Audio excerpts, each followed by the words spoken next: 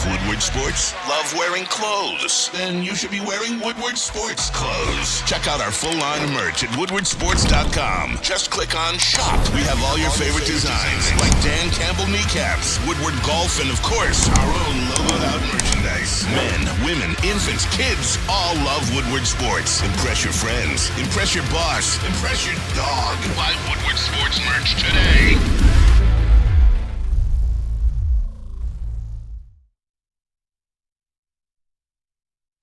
What up, though, people? Thank you guys for choosing to kick off your morning with Wake Up Woodward. We got the whole starting five. Well, the whole starting five will be here today.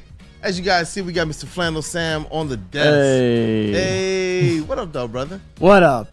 Ready? What up? There's definitely a lot we have to still go over when it comes to the draft and everything. Some good news involving Michigan basketball in this offseason, which we will get into shortly. So it's always a good day to be here hanging out with the boys. Let's rock, man. Let's rock. And you guys already know, we got Mr. Matthew Broder. Hey! Hey! What's up? Hey, Good morning. all things Mr. Matthew Broder. Oh, fantastic. Let's go, man. Yeah, I'm ready to go. And you got that versatility that Dan Campbell talks about. You're just trying to get on the field, yo. Just whatever you need, whatever the team needs. Put me in, coach. Let's go. Woodward Sports MVP over there. And guess what? It's Tuesday. Oh, damn it. JBSMOOOOOV. Damn it. I knew it was coming. Morning, fellas. Hey, shout out to Broder over there, hanging out in the audio booth. He was doing TD work, too, this past weekend. So, How about it? He's versatile as hell. Let's Dan Campbell guy for sure. Let's go. You're a Dan Campbell I got the vertical's not so high, but I got the long limbs. I'm like Ennis Rakestraw. I'll be a second round pick, no biggie. Hey, and you know what? As always, chat family, shout out to you all for being the most important part of this show and this platform. We appreciate all the support. Go ahead and smash that like button. Once you've done that, then encourage somebody else to do the same. Mr. Broder, you want to tell the people what we're talking about today? You know what? I'm gonna actually defer back to you. I don't have the notes in front. I mean, I know we're talking Michigan basketball in the intro. We're gonna get into more of this Lions draft, kind of break down the NFC North, and we're also gonna talk Christian Mahogany. We're gonna spend a segment on Mahogany, going our 6th round pick. We're gonna talk about him, and then guess what? We got Bobby Scales joining the show, color analyst of the Detroit Tigers. He's coming on at 9 a.m. We're gonna get a little Tigers this previous month in review just before he hops on, and then we gotta hear from Bobby and hear what he has to say about the start to this season. I'm excited. You don't need no notes. Look at that. One take, Broder. Yeah, Let's go. Let's go, man. Hey. Let's go. Mr. Flannel. Yes. The Detroit Tigers, man. I know we're going to talk about them a little bit later in the show. The Detroit Tigers, 3 straight series wins. Absolutely huge. When I thought that they were potentially in danger of, kind of losing themselves a bit after that homestand where they dropped, I believe it was 5 out of 8 to the Twins and the Rangers. They've won 3 consecutive series. They did everything that they needed to do, and now they absolutely guarantee that they will finish the month of April with a winning record. Isn't that all we wanted? Isn't that all we wanted?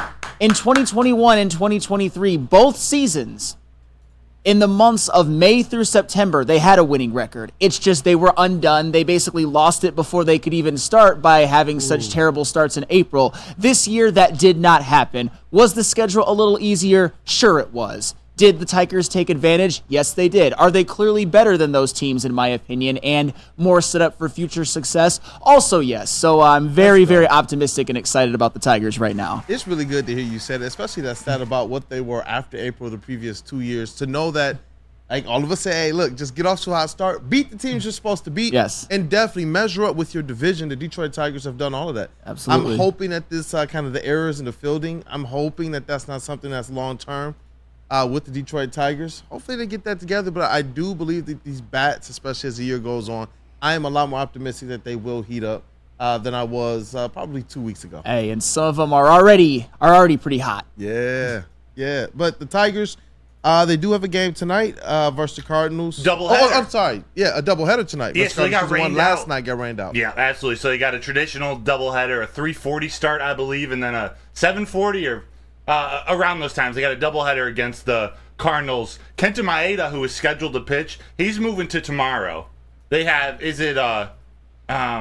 Flaherty. Yeah. Flaherty's pitching game 1, and it's expected that Matt Manning's pitching game 2. Ooh. Hasn't been officially confirmed, but they'll likely call him up for that doubleheader. And I'll tell you what, before we talk about Michigan basketball, I hate the Cardinals with a burning passion. Really? One, because of that 83-win team winning the World Series in 2006 against the Tigers. That was just absolutely nauseating. That Ryan Friel. Hey, oh my God. Goodness. And also, and this is where having Bobby Scales on will be interesting. I grew up in Illinois, so I obviously have always had roots in Michigan. As I've said, I've always been a Tigers fan, but my team B, via getting the chance to watch them a lot, has always been the Chicago Cubs. And who's their biggest rival? The St. Louis Cardinals. So let's hope that the Tigers, at the very least, can take 2 out of 3 from that rat Cardinal organization and continue. And maybe start off the Cardinals' downfall to a losing season, just like they had last year. So this series gives a little bit of extra juice for me. You're spicy flannel today, man. A day after spicy brother. I love it. I love it. See, I always happen to like watching the Cardinals. Like there's something about their organization that was like the Yankees, not the poor man's version of the Yankees, but like a really strong organization, not like spending absurd amounts of money. And then Mike Matheny was their manager after Tony La Russa. He was a Michigan baseball great. So, I got a little bit of love for the Cardinals, but not against the Tigers. No, they've been a great organization for a long time. Although it kind of seems like it's slipping a little bit, but for a while there, you could pretty much pencil them in as always good, always in the playoffs, won the World Series a couple of times. Obviously, they had Albert Pujols at his absolute apex, which was one of the most terrifying hitters to ever play MLB baseball. But all that being said, Tigers, go take 2 out of 3 from the Cardinals, and maybe even if I want to get a little greedy, bring out a certain household item, if you can see what I'm doing right there, a little sweep. Rhymes with vroom. Let's go. Oh, you mean what the Lakers got? Yo. Hey, 4-1, JB. What up, though, JB? What up, though? Hey, I don't got nothing to say. All I know is that LeBron went home last night. So you know what? It's so appropriate. Show the people your hats before we get into this next part. Head rush. Look at JB McCarthy over there with the maize and blue hat on. It is not maize and blue. Stop. Maize and blue. AG's gonna love this when he gets here. But Mr. Flannel Sam, Dusty May. Yeah. You talk about night and day, dog. Yeah. From what we saw out of Joel Howard, we saw him take kind of the program that Beeline built up, and it just seemed to regress year after year after year into oblivion. I mean, like, this thing went from one side of the positive to the other. Oh, yeah. Dusty May has come in, and it seems like he has this thing not just on the right tracks, but kind of on the right tracks and down the road already. I mean, here's the thing. Dusty May and what he's done, even with him just being hired at Michigan, given his pedigree, what he did at Florida Atlantic, basically resurrecting a dead basketball program and taking him to a Final Four, that obviously was something that I wanted. I wanted a coach that had built a program before, and Dusty May had certainly done that. And you're starting to see the fruits of what getting Dusty May will do for your program, because, listen to this, guys, Michigan basketball so far at this point is the 4th ranked according to 24/7 Sports in terms of transfer portal and who they've gotten. Last year, Michigan was 51st. 51st. And that's one of the reasons you end up with an 8-24 record. And here's Big Ten Michigan. Oh yeah, Big Ten Michigan. Just a terrible season. But you know what? It seems like with what they're doing in the transfer portal, Michigan has given themselves an opportunity to, I think, compete for the tournament this year. I think they're actually going to make it because of the talent, just via the talent that they've gotten out of the transfer portal. I understand it's hard to make all of that gel, and they might have some growing pains at the beginning, but in this Big Ten, I don't see any reason why they can't at least be something like what Nebraska was last year. That would be a hell of an accomplishment. And very recently, Michigan got the prize, the guy that everybody always wanted, the guy that Dusty May coached at Florida Atlantic, a guy who was one of the best players on a Final Four team and another tournament team, 7'1" center Vlad Golden. That was the prize he had previously considered the NBA draft, but Dusty May convinced him to come to Michigan. A guy who averaged 16 and 7 last year on 67% shooting, 7'1" rim protection and all of that. And oh, by the way, not just him, not to be outdone, Michigan kind of doubled down on the 7-footers. They got Danny Wolf from Yale previously, 14 points, 9 rebounds, and you might think it's a little bit redundant, and I can understand that. However, Danny Wolf can actually shoot the three. Yes. Danny Wolf can actually stretch the floor a bit. Vlad Golden cannot, but that's okay. Vlad Golden can kind of be your traditional center, kind of like your Kofi Coburn was for Illinois, and Danny Wolf can be that more of that stretch guy who can also play down low. But it's not just them. They got some other players. They've kind of tripled down on what I would call combo guards. They stole Roddy Gale from Ohio State, a guy who averaged over 13 a game. His three-point shooting went a little bit down last year, but he was an over 40% shooter in his first year. He's played 2 years at Ohio State.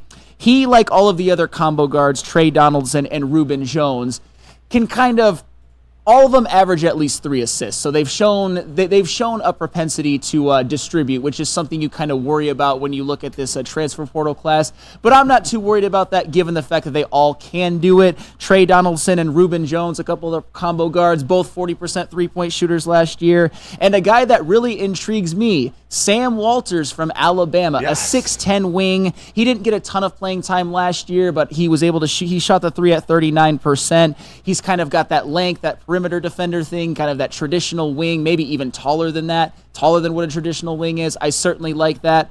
All of that in conjunction to me gives me hope that Michigan basketball can at the very least make the tournament this year. And I understand they got some, Let's go. Recruiting is still, they got Justin Pippen, which is all well and good. Their recruiting rankings still don't look that pretty, but give Dusty May some time. And what Dusty May has done to me is basically overnight take this team from an 8-24 team, an 8-24 team that lost their best players, which what even is their best players on an 8-24 team, but still, to getting them to where they should make the tournament this year. I don't see any reason why they won't at least make the tournament. Do I think that they're going to compete for a Big Ten title? Maybe not, but they don't need to. If they can just make the tournament, it would be a rousing success because Michigan has not been in it the last couple of years. And how exciting is it? Like, at the very least, it's something to be excited about. Like, this program has been in such a dumpster fire for so many years now. And who knows how this all plays out, but we see Dusty May coming in with this energy, coming in with these new recruits, going out and at least building something that we start to see a program coming together. Like the fact that you're able to go out and get 2 7-footers that have different skill sets to complement each other in the Big Ten.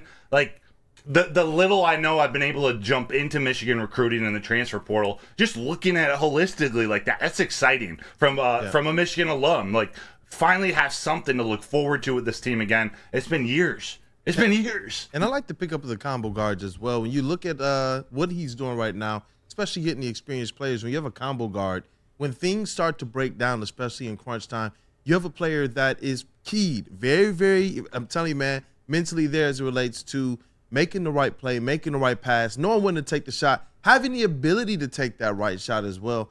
I really look forward to what Michigan basketball is going to do this year. I don't think your car is going to break down on the way to any games. Hey, hopefully not. But Feldman, I got a backup just in case it does. But yeah, it's not even just that they got one combo guard. They've got 3. 2 of them who actually started last year, and Trey Donaldson, who was kind of a 6-man for Auburn.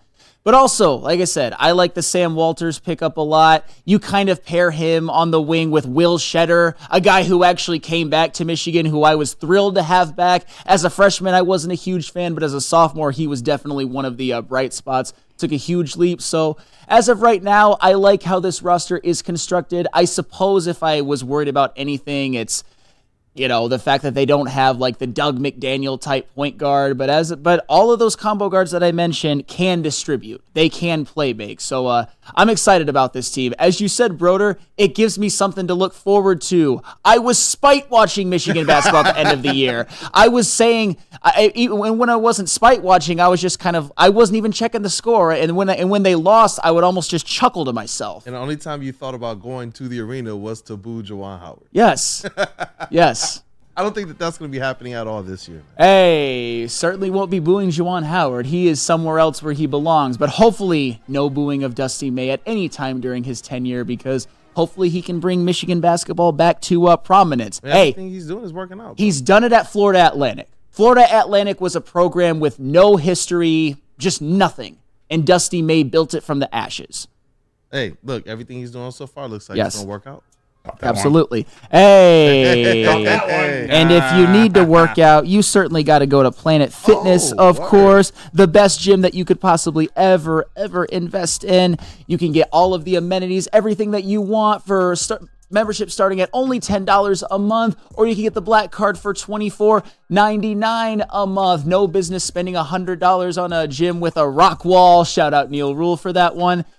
Planet Fitness, where your fitness is essential. Buying your first Feldman Chevrolet is much more than buying the car that will get you from point A to point B. It's a place for first memories, some big, some small. As she grows, you're not just buying her a Chevy, you're buying into a Feldman family.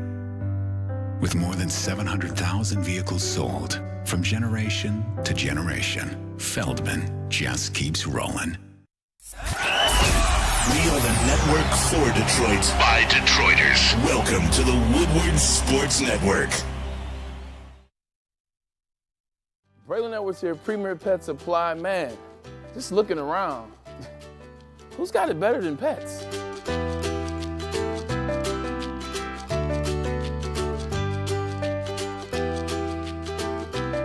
Come on, a baby stroller for Coda?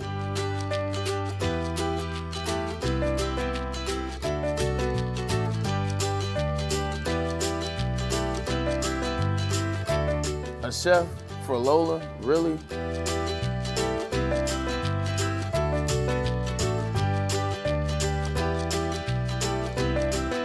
You don't have to tell me who the real boss here is.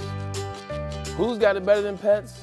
Nobody, especially here at Premier Pet Supply. For over 30 years and more than 13 locations, Premier Pet Supply has everything that your pet can dream of, and guess what? It's all under one roof. Premier Pet Supply, family owned, operated, and proud to call Metro Detroit home. Check out premierpetsupply.com or scan the QR code today. Who's got it better than pets? Nobody!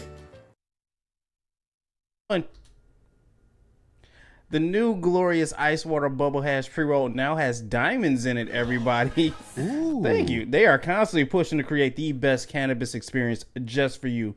The perfect boost comes from the added touch of pure THC diamond dust, allowing flowers with only the highest terps, making the best even better.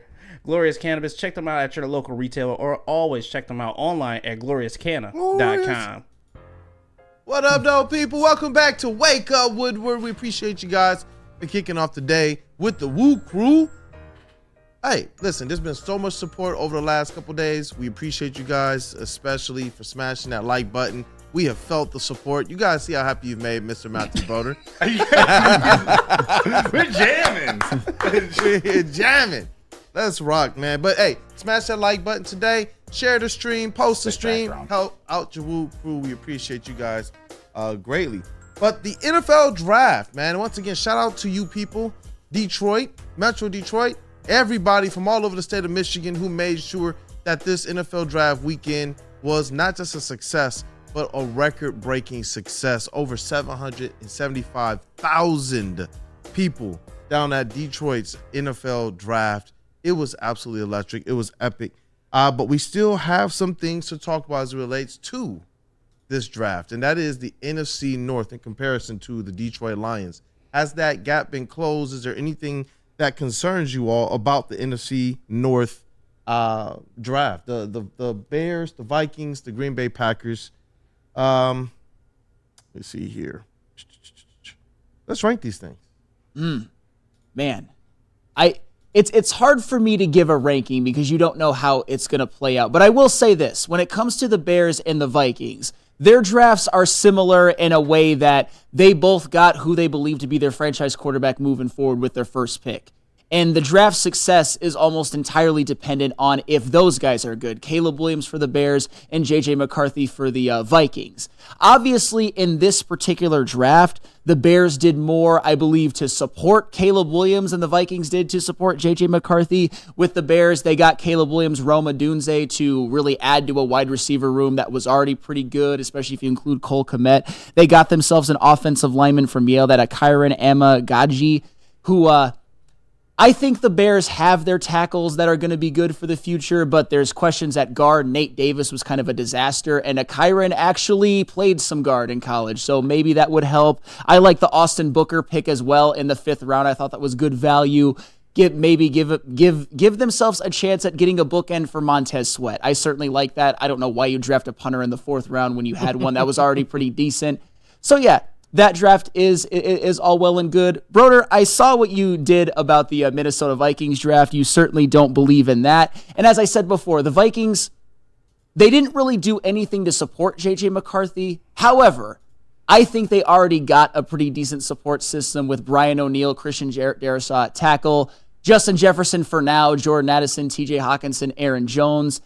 I like the Dallas Turner draft pick because they run a 3-4, so even though they have some deficiencies on the interior of the defensive line, you might have gotten the best pass rusher in the draft at a number 17. I certainly like that for them to go along with Andrew Van Ginkel and a Jonathan Grenard. The Kyrie Jackson one, though, and Broder, I know you kind of mentioned something about this.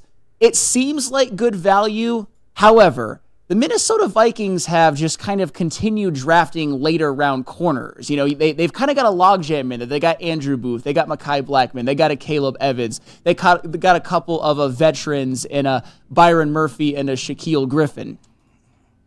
I don't know if necessarily Kyrie Jackson is really going to find a spot. I know Andrew Booth, they all have had their question marks, but they've all had their highlights, I would certainly say. So if I were to rank the worst draft, I would probably say the Vikings. I'd probably go 3rd, Bears. Packers. What do you think of the Packers draft? Because I think this one goes from like first to last the most often. I happen to like this draft, but it's not like it's super sexy. It's not. It seems like a perfect Packers draft. Well, Jordan Morgan. At first, I wasn't quite over the moon about it for the Packers. I obviously hope all their draft picks fail because they're the Packers. But when you look at the Green Bay Packers offensive line, Jordan Morgan was a left tackle in college, but he projects to potentially be a guard in the NFL. The Green Bay Packers moving forward this year have a very glaring weakness on their offensive line. That's their right guard, Sean Ryan. He's not good. He's just not. Rasheed Walker is projected to be their left tackle. He actually had a surprising good year last year, so I think Jordan Morgan might slot in at right guard. You got Edgerrin Cooper, who we all know I love Edgerrin Cooper. I did a whole breakdown on him. They lose Devondre Campbell. They put him in the linebacker room with Quay Walker. You all know how I feel about Edgerrin Cooper. Yeah. He's great in coverage, great against the run, but where he's really a demon is in pass rushing. 8 sacks and like 83 pass rushing snaps. Adds another element to the Packers' defense.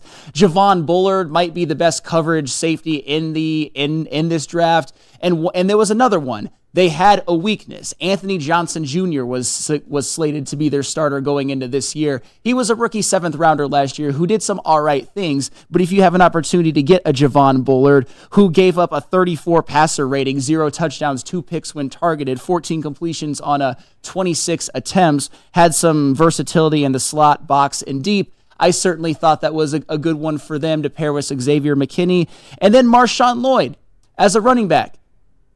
A.J. Dillon sucks. I'm sorry. At this stage in his career, A.J. Dillon is not good. He had his moments when he was younger, but I think that a guy like Marshawn Lloyd on a rookie contract with Josh Jacobs kind of being on a little more expensive deal than I think is advantageous for the Packers, I certainly don't mind it for them. Later rounds, I have some questions. 5 out of their last 6 picks are either defensive backs or offensive linemen. The other one's the backup quarterback. I think that that other linebacker that they got was definitely, he was ranked way lower on the PFF board than he was where he was drafted. I will just say that. So if you were to go with rankings, Vikings 4, Bears 3,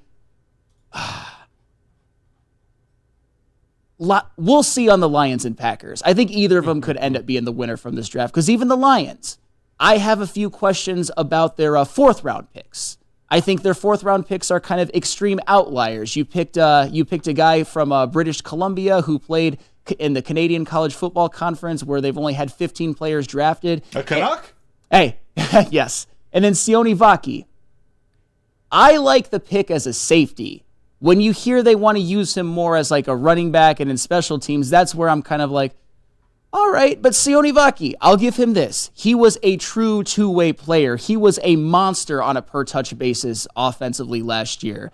He was closer to Travis Hunter than to like Jabril Peppers. A true impact player on both sides of the ball. So I think Packers and Lions, time will tell. Bears 3, Vikings 4, if I had to rank them. Now, overall, this is my question. Overall, free agency and the draft alike, as well as some of these teams from last year probably taking a step forward improvement-wise, who do you believe is the biggest threat? I know that kind of when the season ended, we had this question asked as well, and a lot of us said it's probably the Packers. Yeah. Kind of looking how things have shaken out. Obviously, the Bears, a lot of this is going to rest on Caleb Williams, Roma Dunze, and how the offensive line protects them because their defense was pretty vicious.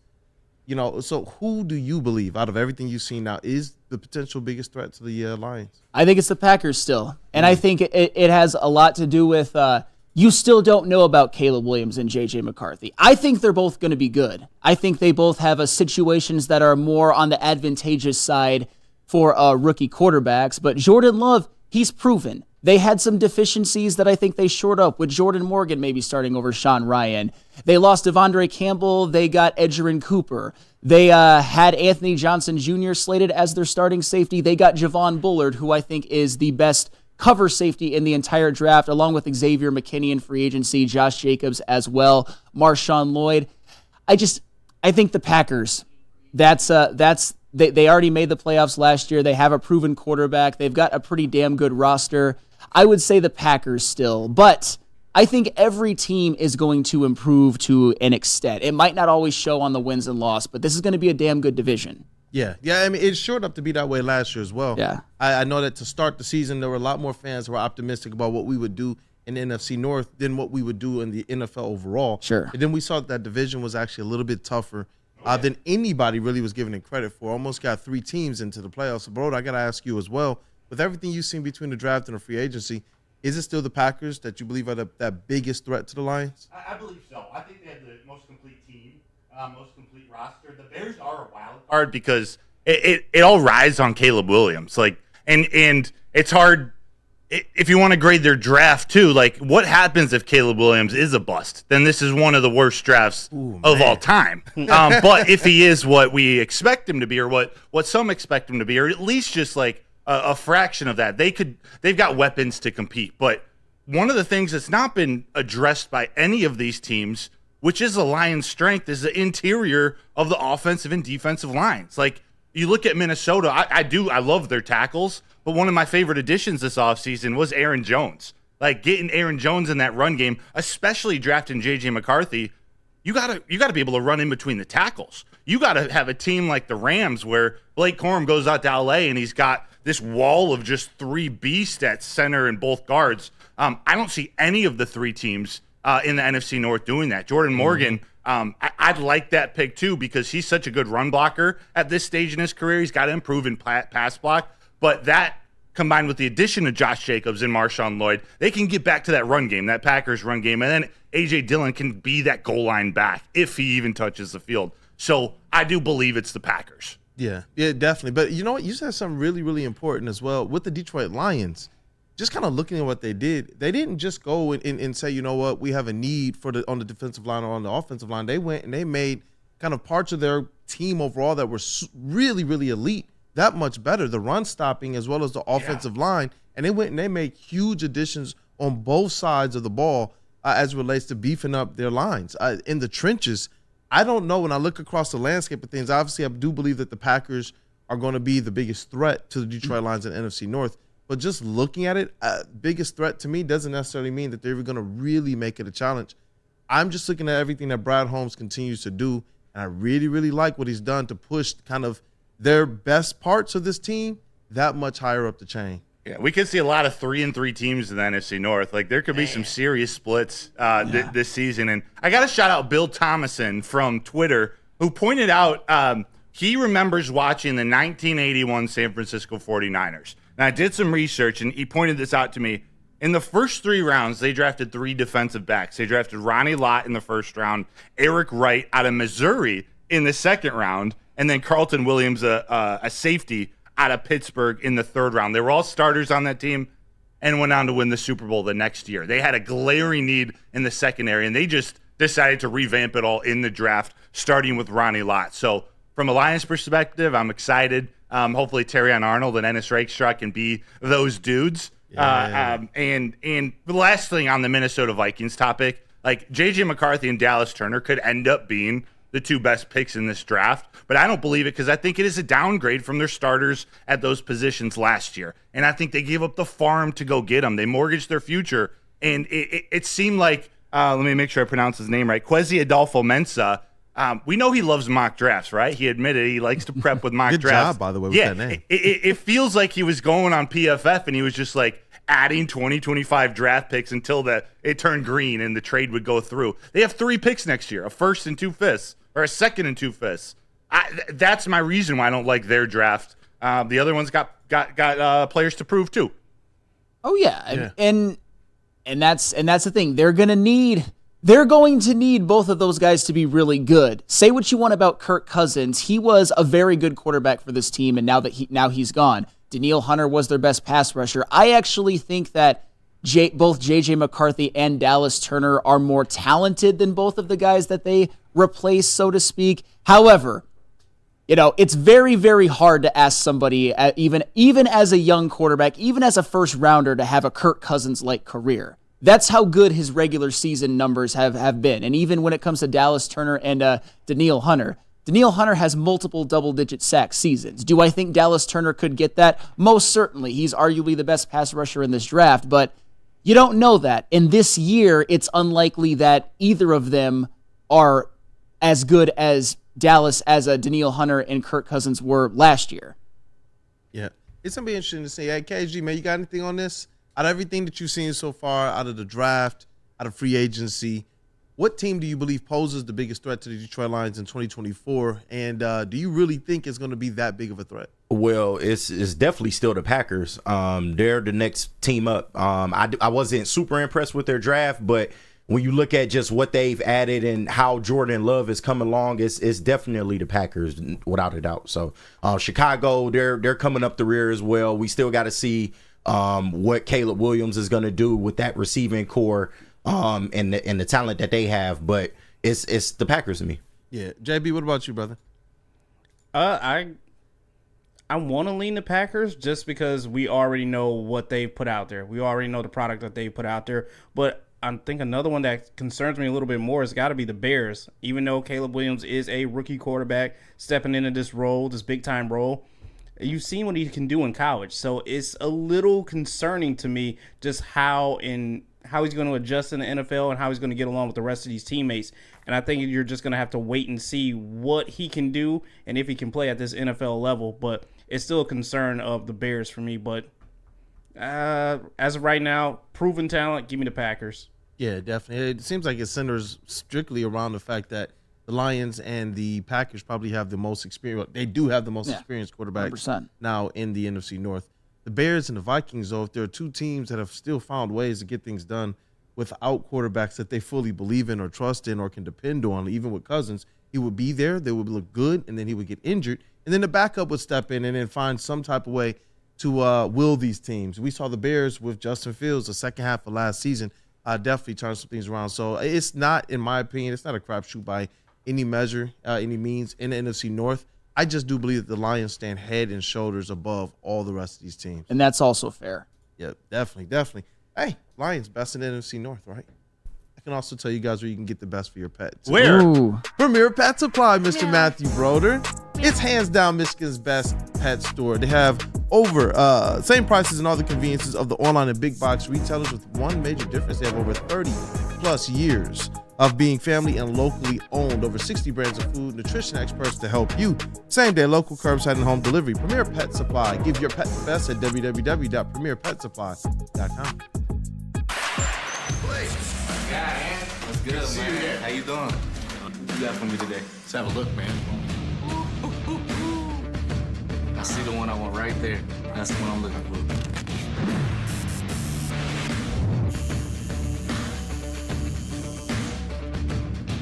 Welcome to the winner's circle, Blake.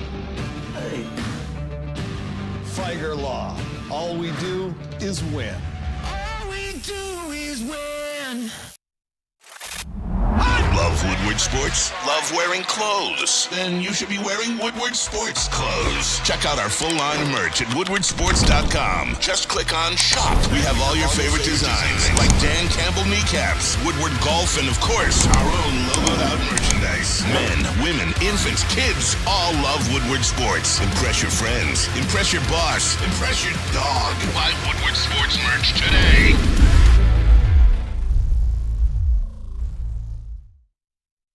At work and at home, we're there with smarter security solutions.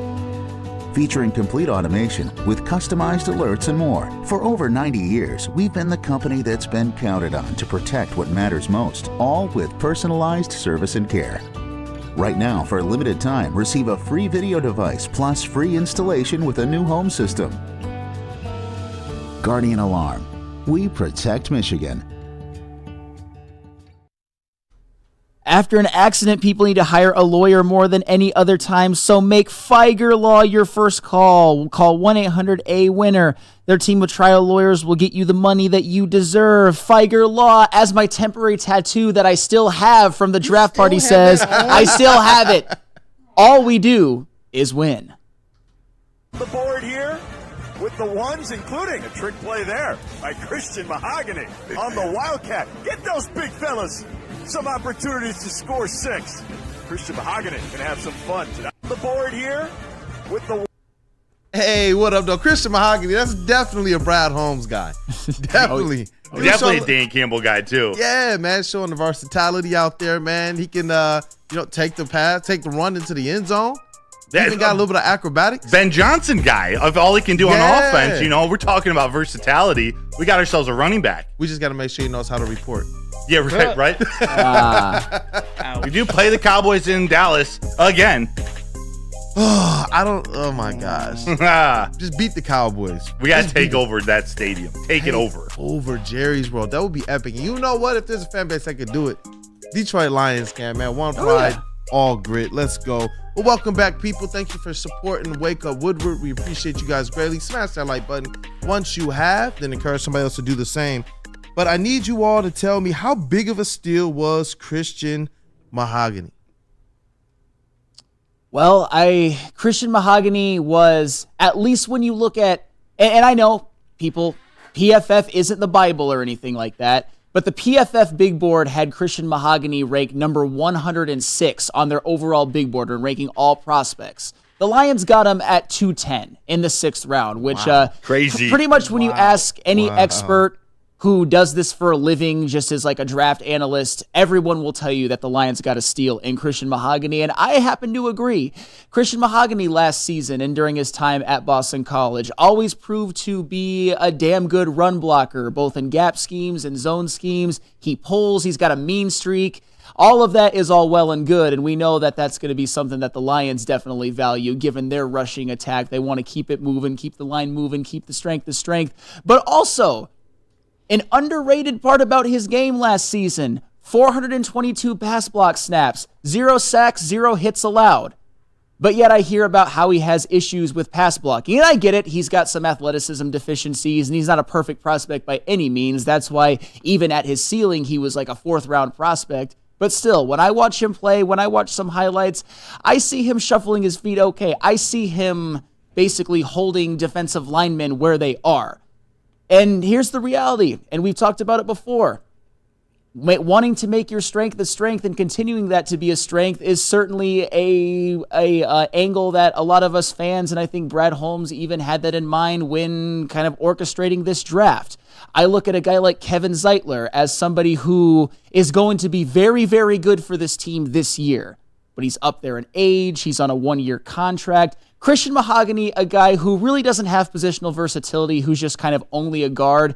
If he proves something this year, if he gets some spot duty, if, say, Frank Ragnow goes down, Graham Glasgow moves to center, you put Christian Mahogany at guard, and he plays well, he's a guy that can maybe be that type of pick, that type of value pick that keeps your strength a strength. You get a few more years with him on a very cheap rookie contract. And he's certainly a candidate for it, given how much of a steal he is, given the fact that he was highly productive in college. He's got great size for a guard. And I think it was probably one of the best value picks in the entire draft. And if you're asking me personally, Christian Mahogany is the pick that I am most intrigued with. I think he's going to be another one of those 6th-round guys who plays almost right away, who maybe not on this offensive line. He's not going to start because it's already so good and so veteran. Absolutely, because not everybody's going to play 17 games, particularly a guy like Frank Ragnow. Man, you talk about looking underneath every single rock, man. We've seen Brad Holmes now go to the CFL. We've seen him just kind of pick. it just is what it is. And hey, wait till he goes to the USFL for Jake Bates. Oh, hey, for real. But I meant to ask you in that first segment, Flannel, like, would you think, or would you be less concerned or raise your eyebrows less at those Lions draft picks, those 4th-round draft picks in particular, if you flip the draft a little bit and you had taken Mahogany in the 3rd, Wingo in the 4th, Vaki in the 5th, and Manu in the 6th? Does that make it feel a little better in your head? Because it does for me. Yeah. You know what I'm saying? I'll be honest, and I know that kind of sounds a little petty, and it doesn't really matter where you got them. It's just, when I look at the Lions draft, and I'll be very brief when it comes to this, I look at it in kind of 3 different segments. I look at it doubling down at the corner position at your biggest need, making sure you don't miss, making sure it's not a weakness that prevents you from going to a Super Bowl. That's your first segment. I already kind of mentioned the 4th rounders that are certainly outliers. You got a guy from Canada, and you got a guy who, and like I said, he's the 15th player ever to be drafted from Canadian college football. 15, that's not many. And you've got Sione Vaki, who was truly a two-way player, and I'm not thrilled with how they say they're going to use him. And then you got guys in a later round, like a Mekhi Wingo and a Christian Mahogany, both in the 6th round, who I believe are steals. So absolutely there's an element of, if they were drafted, it was kind of like last year. If you would have said Brian Branch was the 18th pick, you would have been like, okay. It doesn't matter, though. It's weird. Yeah, it's crazy. Yeah. But you touched on a great point, the versatility that he brings to this offensive line, which we know is something Brad Holmes and Dan Campbell want all over their roster. But the fact that he can play both left guard and right guard, the fact that Graham Glasgow can play both left guard, right guard, and center, you're protecting yourself this year for injury. You're protecting yourself in the future should Kevin Zeitler only stay for 1 year or Frank Ragnow go down before they get their center for the future. Graham Glasgow can slide in there. Or if Manu develops as a right guard to start or, leading towards a right tackle, because I think that might be the direction they take Giovanni Manu. You've got Mahogany, who is maybe more ready to play than Colby Sorsdale right now, who is another developmental project who could be part of your future offensive line. He's just not there yet. I think Mahogany is probably a little bit more ready to play even this year. So they're putting these pieces together to not just get through and do well this year, but to have pieces there for the future too. And what I love, and JB, if I'm going to tee up this video of a short clip of Mahogany talking about not caring if he's going in the 6th round. All along, he was hoping he'd get drafted by the Lions because of their offensive line culture. So this is a little choppy clip from his press conference with the media after he was selected. Everything happens for a reason. I really do feel like this is one of the best spots for me. I probably said that before the draft started, before the whole pre-draft process started. So just being able to get picked where I got picked, it's a blessing in of itself. So I'm glad that it was Detroit, and I'm just happy to move on. We want guys who want to be here and want to compete, who understand his role. He understands, and there's a later clip. We don't have to play it now, but he talks about being a sponge for Penei Sewell and Taylor Decker and Graham Glasgow. He calls out the whole offensive line. It's not bad Zeitler. To be a student of. Exactly. We got an Eagle list guy who's a mauler in the run game, who's versatile. You got him at pick 210. Yeah. That's my steal of the draft. He identified, he said even pre-draft, before all of the, the hustle and bustle of the combine, that, Detroit is a place I would want to go. It's we continue to talk about what Dan Campbell, Brad Holmes, and Cole have done to really change what people think of this organization from the outside looking in, to the point that, Christian Mahogany, people are sitting here saying, I want to go to Detroit because it can help my game. Before it was hey, are we going to have to overpay to get somebody? Now you have people coming here knowing Super Bowl aspirations and personal improvement in my game, as well as being able to be a part of a team that has some people on it that can definitely help. You look at this offensive line, man. It's absolutely elite. You've got the best offensive line in the league, a situation where Christian Mahogany doesn't have to play right away, although I believe that he could. I don't think Christian Mahogany actually is developmental. Certainly there's some things that you can work on. I just think here's one of the reasons I think Christian Mahogany went as low as he did. And this isn't a knock on him. It is what it is. I think Christian Mahogany is not so much developmental as he is maybe a lower than most ceiling, but I think a pretty high floor.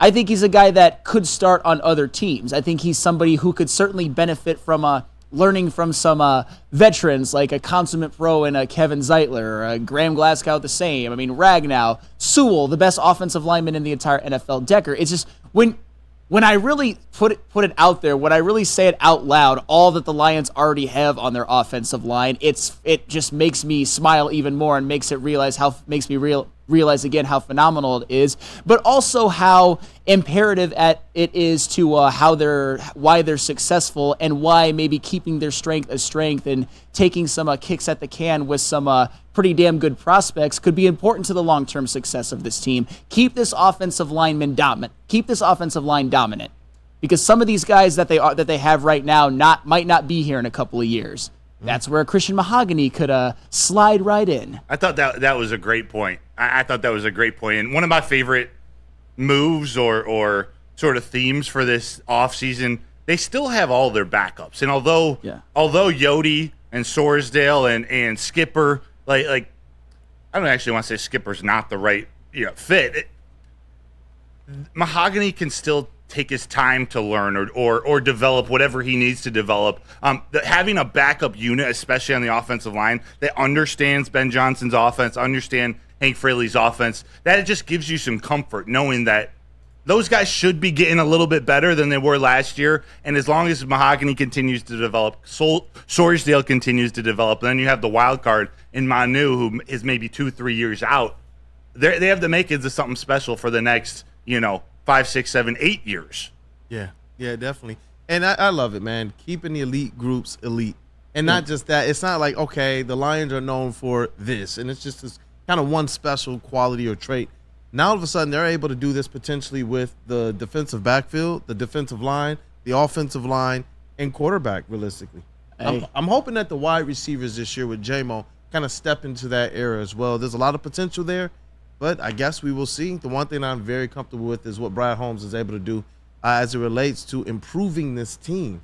The outlook looks really, really good. It looks really, really good. I will say this. I think that 4 out of the 6 picks, including their 2 6th-round picks, are very likely to help the team greatly this season. Yeah, definitely. Maybe even Sione Vaki as well. Ooh, and they're going to need it. Shout out to Ed O'Neill. He's talking about this NFC North talk. Thank you for the super chat, Ed, $4.99. At the end of the day, Chicago and Minnesota are trotting out rookie quarterbacks who will make mistakes that the 22 Lions went through. It's why I'm not worried about the threat to the Lions in the NFC North this year. Hey, and that's 100% fair. Broder mentioned this during the break, that the Vikings, they could start Sam Darnold to begin the year. But the Bears, if Caleb Williams isn't good, and maybe, let's just say for the purpose of this discussion, Justin Fields goes on to flourish in Pittsburgh or wherever else he may go. I think that's unlikely, by the way. It will be the type of mistake that'll get their GM, Ryan Poles, fired. So there's definitely a lot of pressure on both of these teams. But yeah, there are certainly going to be growing pains when it comes to rookie quarterbacks, and that's where the Lions are going to have the advantage. The guy that's been to Pro Bowls, the guy that's the oldest and most experienced and spend the most time in the system. So, yeah, 100% agree with you, Eduardo. Definitely. Good work, man. Good work. And I'm ecstatic to talk about the other Jungle Cat as well, the Detroit Tigers. Yep. And we also have radio color analyst Bobby Scales, who's going to be dropping by the show. Hey, go blue as well, right? Go blue. Go blue. But let me tell you guys about something else that is awesome. Awesome is when a guy can be a guy and get an amazing haircut. That's Lady J's Haircuts for Men. Just stop in, sit back, and relax, and let one of Lady Jane's talented hairstylists make you look and feel great. Walk in anytime, 7 days a week. That's Lady Jane's. It's wicked awesome.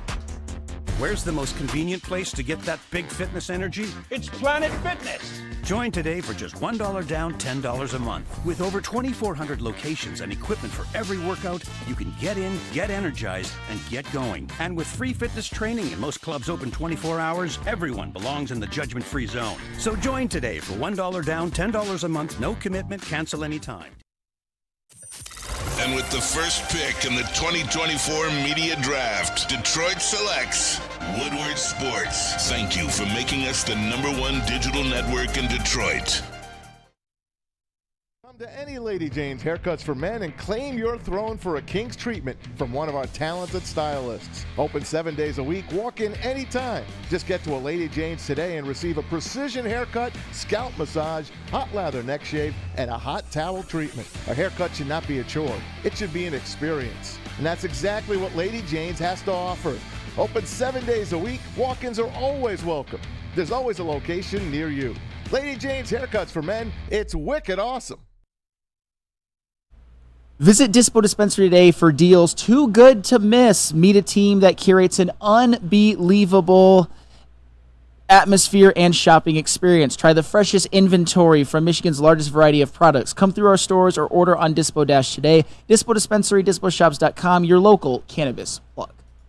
Let's go. Welcome back, people. It is the Wake Up Woodward Show. We got the entire starting five right now. We got Mr. Flannel Sam, the vet of the squad. What up, though, brother? What up? Hey, we got Mr. Matthew Broder, our credentialed Detroit Lions and Tigers beat writer and reporter. What up, though? What up, though? Hey, he found a way to get Juwan Howard on the show today. Oh, hey, yeah. Repping Michigan today. Let's go. On a Reggie Bush, too. Shout out to the Fab Five. And you know what? Our elite booth, starting with the sound booth, we got Detroit's #1 draft pick, Mr. KG. What up, though? Hey. And Woodward Sports MVP on a Tuesday in the Titty booth. It's Mr. JBSMOOOOOV. What's up, fellas? With the amazing blue hat. It's not amazing blue. Stop it, brother. Stop it. Oh, man. But, hey, look, I know everybody is ecstatic right now about the Detroit Lions. Obviously, with the draft being here in Detroit, the excitement is just that much more. But the Detroit Tigers, while they were kind of being overshadowed by the NFL draft, they have now won 3 straight series. Oh, yeah. 3 straight series. After kind of a stretch where we were wondering, okay, which way is this team going to go as we head into rounding off this first month of the season? That was one of the markers that we all wanted to get to be able to look back and say, you know what? Okay, this Detroit Tigers team is. And since we're that close to it, man, I do want to kind of just ask you first, Flannel. The Detroit Tigers are what? The Detroit Tigers are on their way to a division championship. Ooh, I really believe that, and nothing that I've seen from this first month makes me believe any differently. Are there some things that need to be worked out? Are there some players that are struggling and really need to heat up? Most certainly. However, when you look at what the Tigers did, I want to first start with the offseason acquisitions. Mark Canha. Come on. 402 on base percentage, 913 OPS, tied for the team lead in home runs, hits, and tied for the team lead in home runs, team lead in hits, and team lead in RBIs. All I kept hearing about is how the Tigers didn't add anybody. They didn't add any bats. They didn't do anything.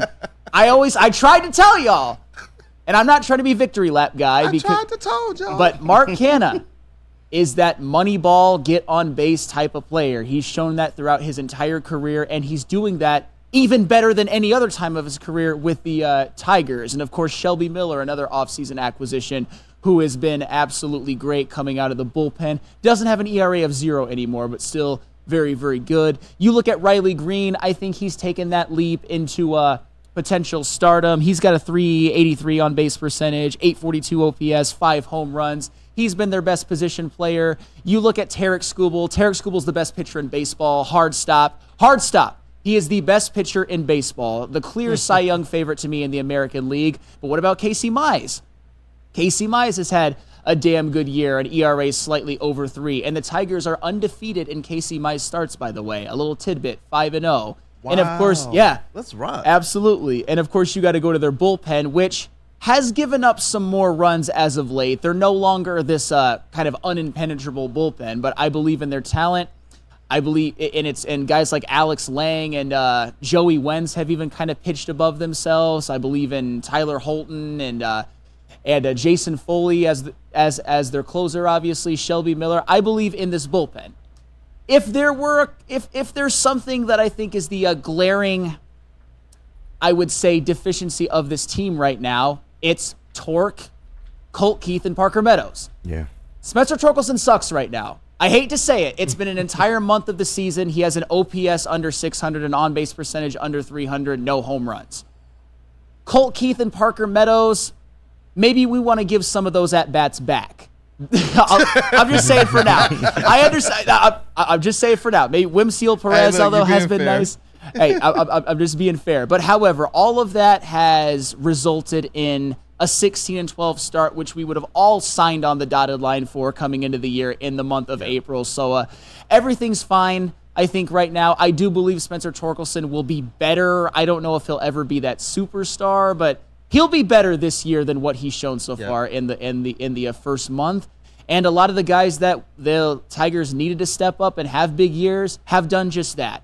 Yeah, that's why they're 16-12. But if most of us, like you said, we would have all signed up for 16-12, but we would have believed that this Detroit Tigers team was probably doing even better individually, player by player, than they actually are. Sure. Seeing the 16-12, but seeing some of the major people we thought would contribute to a good start like that, kind of still struggling, it makes me optimistic. When you start off things with, you know what, I believe that the Detroit Tigers are going to win the division championship, it's easy to see that path, especially with the fact that I believe this team is built just right for A.J. Hinch. There's obviously some improvements they can always make, but it kind of fits exactly what he likes to do. It goes hand in hand with this front office as well, something we've talked about a lot on this show when we're discussing the Detroit Tigers, and just seeing him being able to kind of get out of this squad exactly what he was hoping to. I think it's what has this team ahead right now, 16-12, with a great opportunity to really make a charge in the AL Central. Who knew that the Cleveland Indians or the Guardians now and Cole were going to be as good as they are, the Kansas City Royals? Sure. I didn't expect this, but to see the Tigers right in the midst, still competing, it's encouraging. Hey, but the Kansas City Royals, the Tigers took the series against them, which is huge and certainly has division implications as of right now. Nobody follows this team closer than you, Matt Broder. What are you thinking about the 16-12 start? I'm excited that because of the rain out last night, the Tigers were able to move a few percentage points above the Royals to second place in the AL Central. No, I don't think any of us expected the Guardians or the Royals to maybe have this hot of a start as well as the Tigers, like to have three teams with winning records like this at this point in the season. But you still got to be optimistic about what they've done to go 28 games, have a 16-12 record, and won in a variety of ways. It's the pitching has been fabulous. There have been games where they've hit, but there's also been games where they've had to manufacture runs, often late, often in the 8th or 9th inning, or even extra innings. So with a manager like A.J. Hinch, with a pitching coach like Chris Fetter and a hitting coach like Michael Berdar, you want to just see these signs of a young team doing well. I am with you. I told you, one of the last times we talked, I'm giving Torque 30 days. I'm giving him this month before I really start digging into it. And that's one thing I want to ask Bobby Scales, who has experience in player development and as a hitter himself in the major leagues. Like, what is going on? Is he worried? What not? Because Torque, for them to be great, for them to be a consistently competitive team, Torque has to hit. But you got to love the addition of Mark Canha, the effect he's having on Riley Green. Like, I know Riley Green was ascending already, but I got to believe that Mark Canha and his approach, his mentorship of having a disciplined approach at the plate has helped Riley Green now lead the MLB in walks.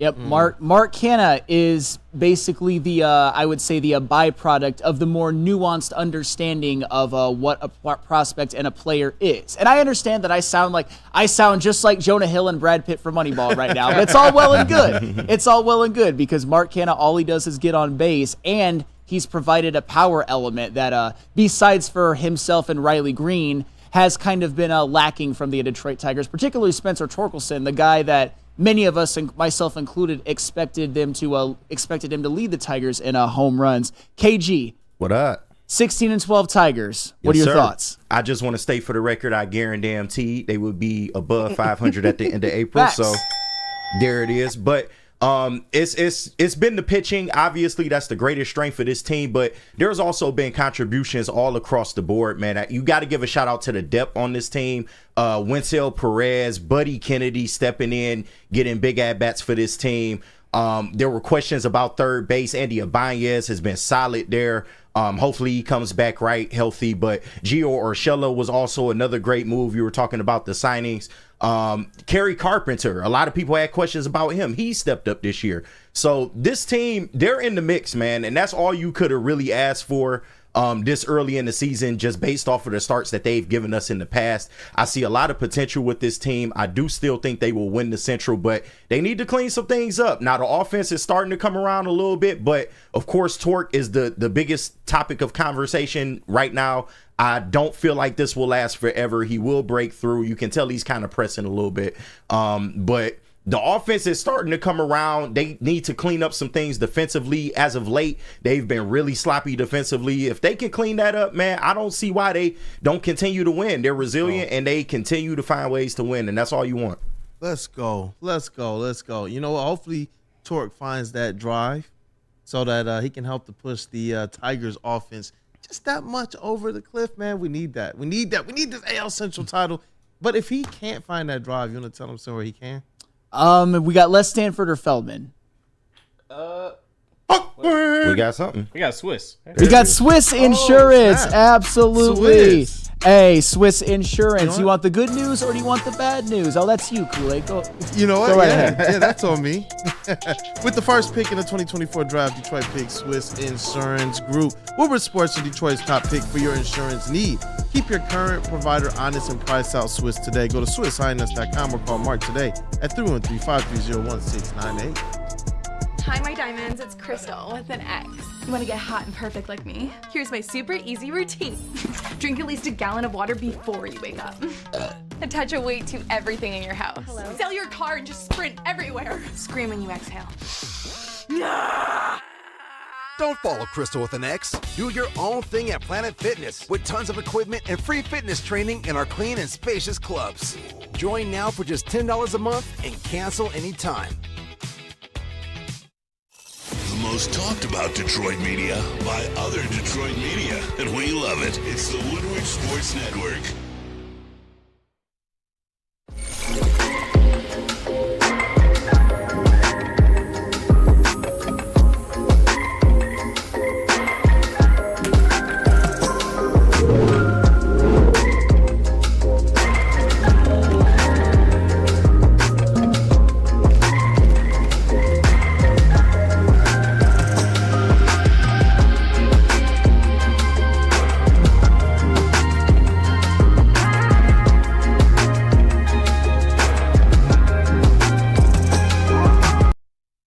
Stop searching for a vehicle and start finding one. Les Stanford Chevrolet Cadillac makes it easy. We harness the power of multiple dealerships and own the biggest selection of GM brands in the area to get you the car you need. With the Les Stanford Group, you'll have access to 4 different dealerships, providing you with more makes, more models, and more choices. We're connected to more than 1,000 vehicles, and with so many high-quality CPO vehicles available, you'll find new car quality at pre-owned prices. You can start and end your search at lesstanford.com today.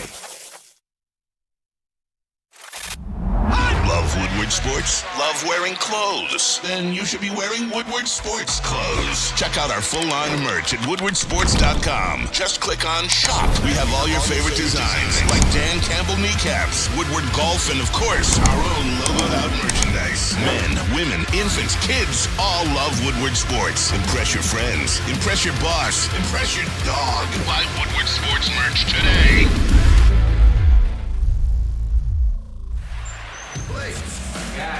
What's good, man? How you doing? What you got for me today? Let's have a look, man.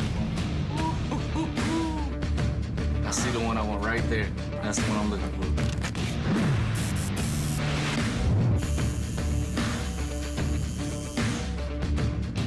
for. Welcome to the winner's circle, Blake. Hey. Figer Law. All we do is win. All we do is win.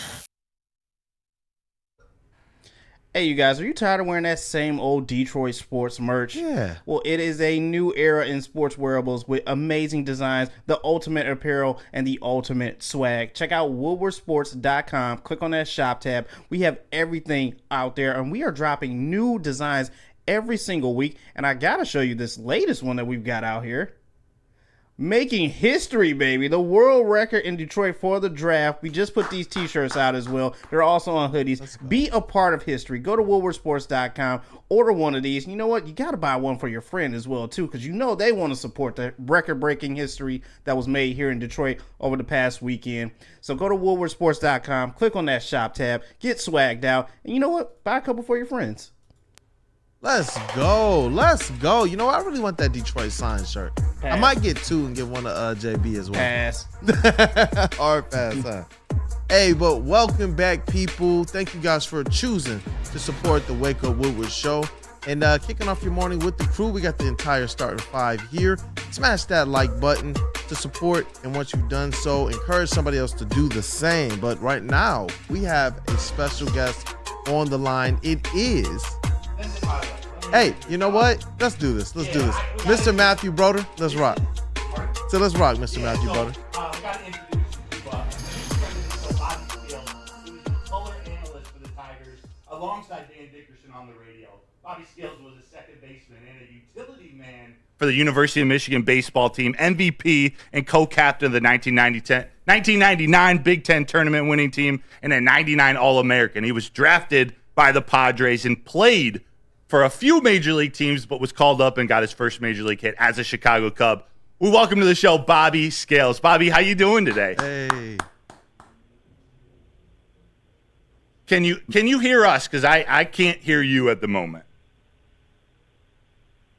KG, are you hearing anything on your end? Not hearing anything. Yeah, not on the on-air part, no. You think we're having audio problems again? Hey, it's the phone. Phone. Okay. Hey, Bobby, I'm going to shoot you a text after this, but we're having some audio problems, so I think we're going to need to reschedule, man. I'm sorry. Sorry to waste your time. We'll catch up just after this, but thanks for making the time. We'll connect at a later date, I'm sure. I'm going to send it back to you, Kool-Aid and Sam. Let me text Bobby here real quick. Yeah, definitely, man. We can keep talking Tigers, by the way. Yeah, that's where I was about to go as well. With Spencer Torkelson, how important do you believe it is for him to get things right this season for the Tigers to absolutely achieve those AL Central kind of dreams? Well, if he doesn't, everything that I said at the beginning about them being division title winners is moot. Ooh. You need Spencer Torkelson to give you more than what he has. And I understand that the Tigers, they are 16-12, despite Spencer Torkelson having a bit of a down year. And large parts of the season, as much as we like them as a prospect, Parker Meadows and Colt Keith being black holes in the lineup, along with Jake Rogers and Javi Baez as well.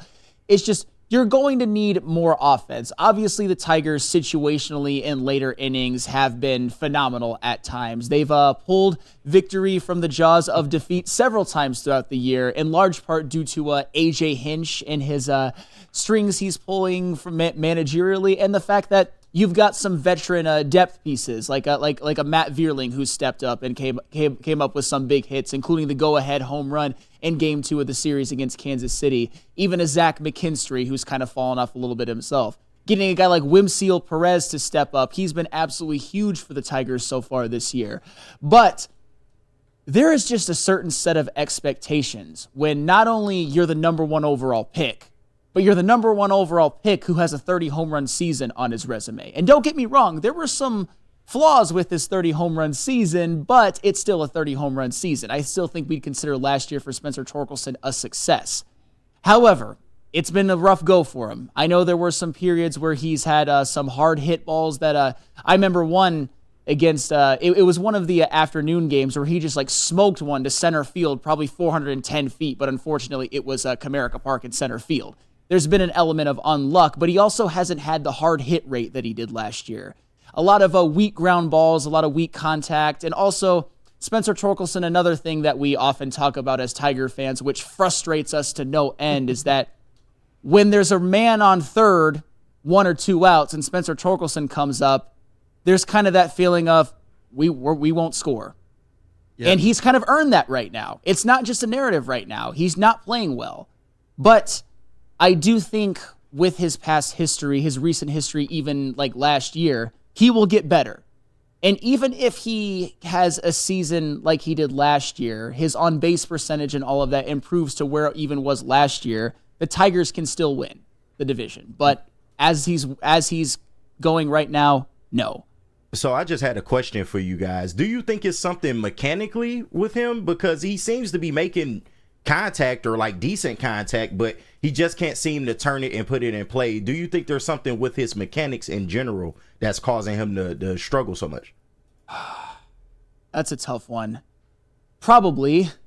It's hard to say when you watch him, because to me he's not squaring it up like he did last year. I know that baseball is a tough one. You're going to go through slumps. You're going to have your it's also a mental game as well. He might have lost some confidence, but yeah, there's certainly some things that I think could be looked into, some things that could be cleaned up, and hopefully Spencer Torkelson is open to some coaching, because if he's not, he could be in danger of washing out pretty soon. I'm not saying it's going to happen. I'm not saying it's imminent, but the reality is that the other up-and-comer, Riley Green, is thriving, and Spencer Torkelson is not. Rotor, you think it's a mechanical issue, mental, or just bad luck, all of the above? I don't know. That's why I really wanted to ask Bob, because as much as I understand pitching, like, I'm a little less I'm not as strong breaking down a hitter's swing. It does feel like he has kind of a long, loopy swing. When he makes contact with the barrel of the bat, he destroys it. But the problem is he keeps hitting at the end of the bat, causing these pop-ups like foul of first and third base. And like, those are the most frustrating outs as a hitter and as a team, when you got guys on base, and not only does it's a fly out, but it's a fly out foul to third or first base. It's just not a competitive at bat. That's what you need to see. That's what we're seeing out of Riley Green. Even before, when he wasn't getting on base as much, he was having competitive at bats. Torque, it seems like he either crushes a double or he pops out to foul of first baseline. It doesn't make a lot of sense. And the one thing that was keeping him at least a stable part of the lineup is his defense at first base. Receiving the ball was strong. It's gotten much worse in the field, though. It was never, an elite first baseman fielder. I thought he was getting better, but he's been playing pretty rough in the field the last week or two. So there's just a lot of things going on, which leads me to more of a mental issue. But the fact that he started slow the last couple of years, you wonder what types of mechanics need to be tweaked so he can get hot and start seeing the ball earlier in the season. I was going to ask you how much, especially with you as a baseball player, how much of this you believe is a mental thing with him? It's got to be at least part of it. Baseball's such a mental game at every position, but especially a hitter, once you're in a slump or once you're not hitting like you believe that you can, that ball starts seeming really small. Like when you're hot, you feel like you're hitting a beach ball. Like that ball just gets bigger and bigger no matter what pitcher is throwing against. It seems like for Torque that he's just having a hard time barreling the ball up. So it leads to these weak hits. So there's really nothing other than a few mechanical tweaks. There's not much you can do to get out of a slump other than continue to hit through it. Like a shooter who's in a shooting slump, they got to go, get a free throw, see the ball, feel the ball go through the net, get a layup just so they can feel the shot made again. He needs to go on a streak of 2, 3, 4 games or a series where he's just crushing the ball to get that confidence back, and then that ball starts looking softballish. No, he most certainly does. And I think one of the things that's been concerning, and hopefully he can turn it around with a few tweaks, is that when I'm watching the Tigers, I see a guy who's getting some pitches to hit on a fairly regular basis. He's a swinging and missing at those 93-mile-an-hour fastballs, and that's kind of where you're like, oh, Torque, that's you can't be a big league hitter and continue to miss those. And I'm not. And this isn't true. This isn't like I'm not giving up on him. I'm not throwing him in the trash or anything like that. It's just he has been. The Tigers have won in spite of him. Yeah. But what if you could actually get him to even be an approximation of what he was last year? Just imagine how much this would do for this team moving forward. Because as I said before, if he continues to play like this, it's going to burn the Tigers. And another quick thing on Torque, I believe if you were to give him truth serum, I think he's pressing because it's going on May and he hasn't hit a home run yet. I honestly think he's thinking in his head, I'm never going to hit one again. I'm going to have a 0 home run season. As crazy as that sounds, and it's not rational at all, baseball is the ultimate mental game. Yes. It's the game where you fail more often than you succeed. Yeah. The best hitters in Major League Baseball hit between 333 and 350 nowadays. That's 2 out of 3 times you step up to the plate, you're out. It's the ultimate mental game. It's the ultimate game of resiliency and having that short-term memory. But if you haven't seen one go over the fence in so long, it's got to weigh on him for now. I think once he hits 1, you're going to see him go on a little bit of a hot streak. But he's got to get that 1 soon. And I don't sense actually out of any of you, I don't sense any bit of giving up on him. But when you're drafted first overall, you have to be held accountable. Like it's okay to be critical because, like you said, this Tiger team needs him. They need him to hit. Like, they've gotten through without him. Imagine how good they could be. Being a 1-1, a first overall pick, he can't be a 7th hitter. Like, he's got to become that 3rd, 4th, or 5th hitter. If Cade Cunningham was playing basketball like Torkelson's playing baseball, we would be ripping him to shreds. But no, we're giving Torque time. He still has a bright future. He's just got to figure it out. It's okay to hold him accountable. I believe he will figure it out. It's just been a pretty brutal month. Yeah, I mean, being a number 1 overall pick, that comes with expectations. And we're seeing it from Casey Mize, who's actually, I would say, living up, at least at this part of the season. He's really been that true number 2 pitcher. But even him, once we see him get 10, 15, 20 starts under his belt, I'm not saying we're going to need more, but it's imperative that he becomes that guy who starts 30 games a year, gives you an ERA, maybe sub-3, gives you 150 innings, really becomes that second starter to Tarek Skubals kind of being the ace. Casey Mize has got to be the second. When you're the number 1 overall pick, that's the burden that you are sort of shouldered with. But I believe Spencer Torkelson and Casey Mize, when it's all said and done, will both be positive contributors to this team. I believe they need that as well. Anything they can get, because it feels like it's going to be kind of a razor-thin margin, especially with looking at what the AL Central is doing. They're a little bit better than I gave them credit for to start the season. I don't know how you all feel, or Chad family, what you feel about the AL Central, but when you look at this squad, we often say that it is built for kind of this small ball, money ball era, especially given who's in the front office and who their manager is, and A.J. Hinch. And I wanted to be able to ask Bobby Scales some questions about A.J. Hinch, his managerial style, and what he believes this can do, how sustainable this is long term. You know, because that's my only concern, is how sustainable is what we see them doing right now to fight, to claw, to show resiliency early on in the season if some of these other names don't get it together. Even though they're kind of treading the water right now, it feels like it is very imperative to make sure you can have a bat that can go out there and just kind of change the tide of a game at any point in time. Well, and it certainly is going to become more imperative because their bullpen, although still good, is coming back to earth a little bit. It's not going to be the greatest bullpen in the history of the MLB. It'll just be one of the better ones in this season's MLB. And with that will come some later inning situations where maybe the Tigers don't win, where maybe they'll need to score 4 or 5 runs instead of 2. But we shall see. Like I said, Torque will get better. He will not finish the season with an OPS under 600 and an on-base percentage under 300.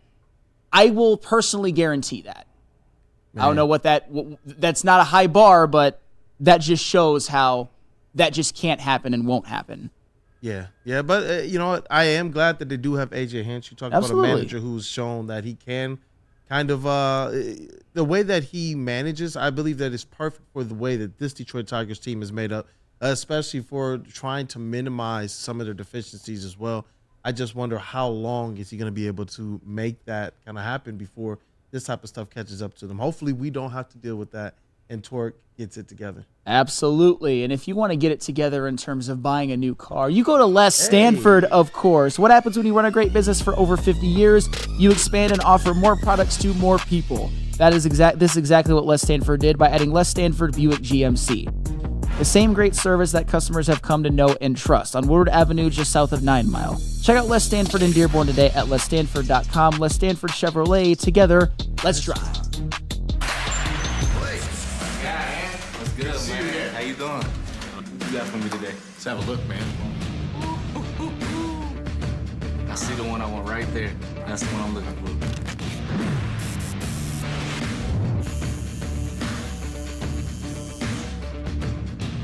Welcome to the winner's circle, Blake. Hey. Figer Law. All we do is win. All we do is win. Congratulations to the real coach of the year, Motor City Dan Campbell. Just put your head down and go to work. It's about to be fun, man. It's about to be fun. Woodward Sports. Stop searching for a vehicle and start finding one. Les Stanford Chevrolet Cadillac makes it easy. We harness the power of multiple dealerships and own the biggest selection of GM brands in the area to get you the car you need. With the Les Stanford Group, you'll have access to 4 different dealerships, providing you with more makes, more models, and more choices. We're connected to more than 1,000 vehicles. And with so many high-quality CPO vehicles available, you'll find new car quality at pre-owned prices. You can start and end your search at lesstanford.com today. Have an opinion? Make sure it's seen and heard. Corner jumper. Tweet us. Hop on the YouTube chat. Slide in the DMS at Woodward Sports on all social media. Feldman Chevrolet, Detroit's #1 Chevy dealer. With since 1996, Feldman Automotive has been driven to provide a fast, convenient, and first-class car buying experience called the Feldman Advantage. With 18 locations, there's a Feldman dealership in your backyard. Visit feldmanauto.com to find the location nearest you. Catch Woodward Sports Network live from Feldman Chevrolet of Novi every other Monday. Let's go. What up, though, people? Welcome back to Wake Up Woodward. Got the entire starting 5. Gonna reintroduce you guys to them right now. While I do that, you guys take the time to smash the like button if you have encouraged somebody else to do the same. We appreciate everything you all do for us. We thrive when you guys support. So thank you so much. Got the vet of the squad, Mr. Flannel Sam. What up, though, brother? Bring your heat today. Hey, we get to talk about the Lions draft and the Detroit Tigers having a winning month of April. What more could you ask for? Let's go. April in the D. Let's go. Love it. Almost over, but we actually had it this year. We did. Yeah, we did. For a brief stint. Yeah. Those damn Red Wings couldn't come through, but that's water under the bridge. Those darn Pistons couldn't come through. Nope. Nowhere near it. Nope. Not even close. Shout out to Matthew Broder, our Lions and Tigers beat writer and reporter. What up, though, brother? What up, though? What up, though? Hey, I love the shirt, man. Bye, baby. I'm still cool with Juwan, just not as coach. Is that fair? Now that he's gone and can't infect the cancer that is Juwan Howard's coaching tenure on the program, sure, I can go back to appreciating what he did as a player because he is an all-time great Michigan basketball player. You wanted his status with the Fab Five removed, Sam. Come on now. It was an 8-24 season, KG. What can I say? I get it, but you was going a little far with that. That's all I'm saying. That's all. All right. Maybe do you rescind it? Yeah. I do. We'll take it, Sam. We'll take it. Hey, shout out to the Elite booth as well. In the sound booth, we got Detroit's #1 draft pick, the real KG, Mr. You damn KG. right. What up, though? No offense to Kevin Garnett, but y'all know what it is, man. What's up? At nobody. At nobody. That gets me every time, bro. Hey, and shout out to our MVP here at Woodward Sports. Tuesday, so you already know where he's at in the Philly booth. It's Mr. JBSMOOOOOOV. I knew you were going to say that. Let's go, man. Let's go. Look, there's a couple different ways we can go with this. And I want the chat family as well. Start to get your mailbag questions in. We'll try and get to the best ones and as many as we can when we get to the mailbag section. Man, gotta really watch how I say things on this show. But Detroit Tigers, Detroit Lions, man, definitely have had fans on fire. I got a question. Actually, Dante has a question. There was a super chat earlier. Ooh. Maybe can transition us back into the Lions. Shout out Dante 151 for the $9.99 donation. I appreciate it. He says, I actually like Giovanni Manu, as a possible starter later on in his career. He said in an interview yesterday that Campbell sees Manu at the right guard position next to Sewell. If Manu succeeds, then damn. Right guard? What do you guys think about that? A guard. Versatility? Yeah. If you want me to start, I actually do see him at least starting his career at right guard, or at least I can see, since he's a monster of a man and hasn't played much, definitely not NFL level competition. He hasn't played much real competition at all. So to move to the right side, Penei Sewell is an outlier for how easily he made it look, but it is a transition. Move your footwork, you're jumping off the line, pulling everything from the right side. It's all different. You need time to develop that. I could actually see him starting his career, or at least starting this year, at right guard, which I know he seems kind of big for, or kind of tall for that. Someone who's 6'8" playing right guard, but he won't be getting much playing time at right guard. So starting there next to Penei Sewell, he'll learn the footwork. He'll learn how to pull from that guard position with a little less on the line, with the edges coming at you and whatnot. So it might be an easy way to start that transition. We do think Penei Sewell is going to move to the left side eventually. Sure. If Manu is the right tackle of the future, you got Penei and Manu. That's nasty. Good Lord.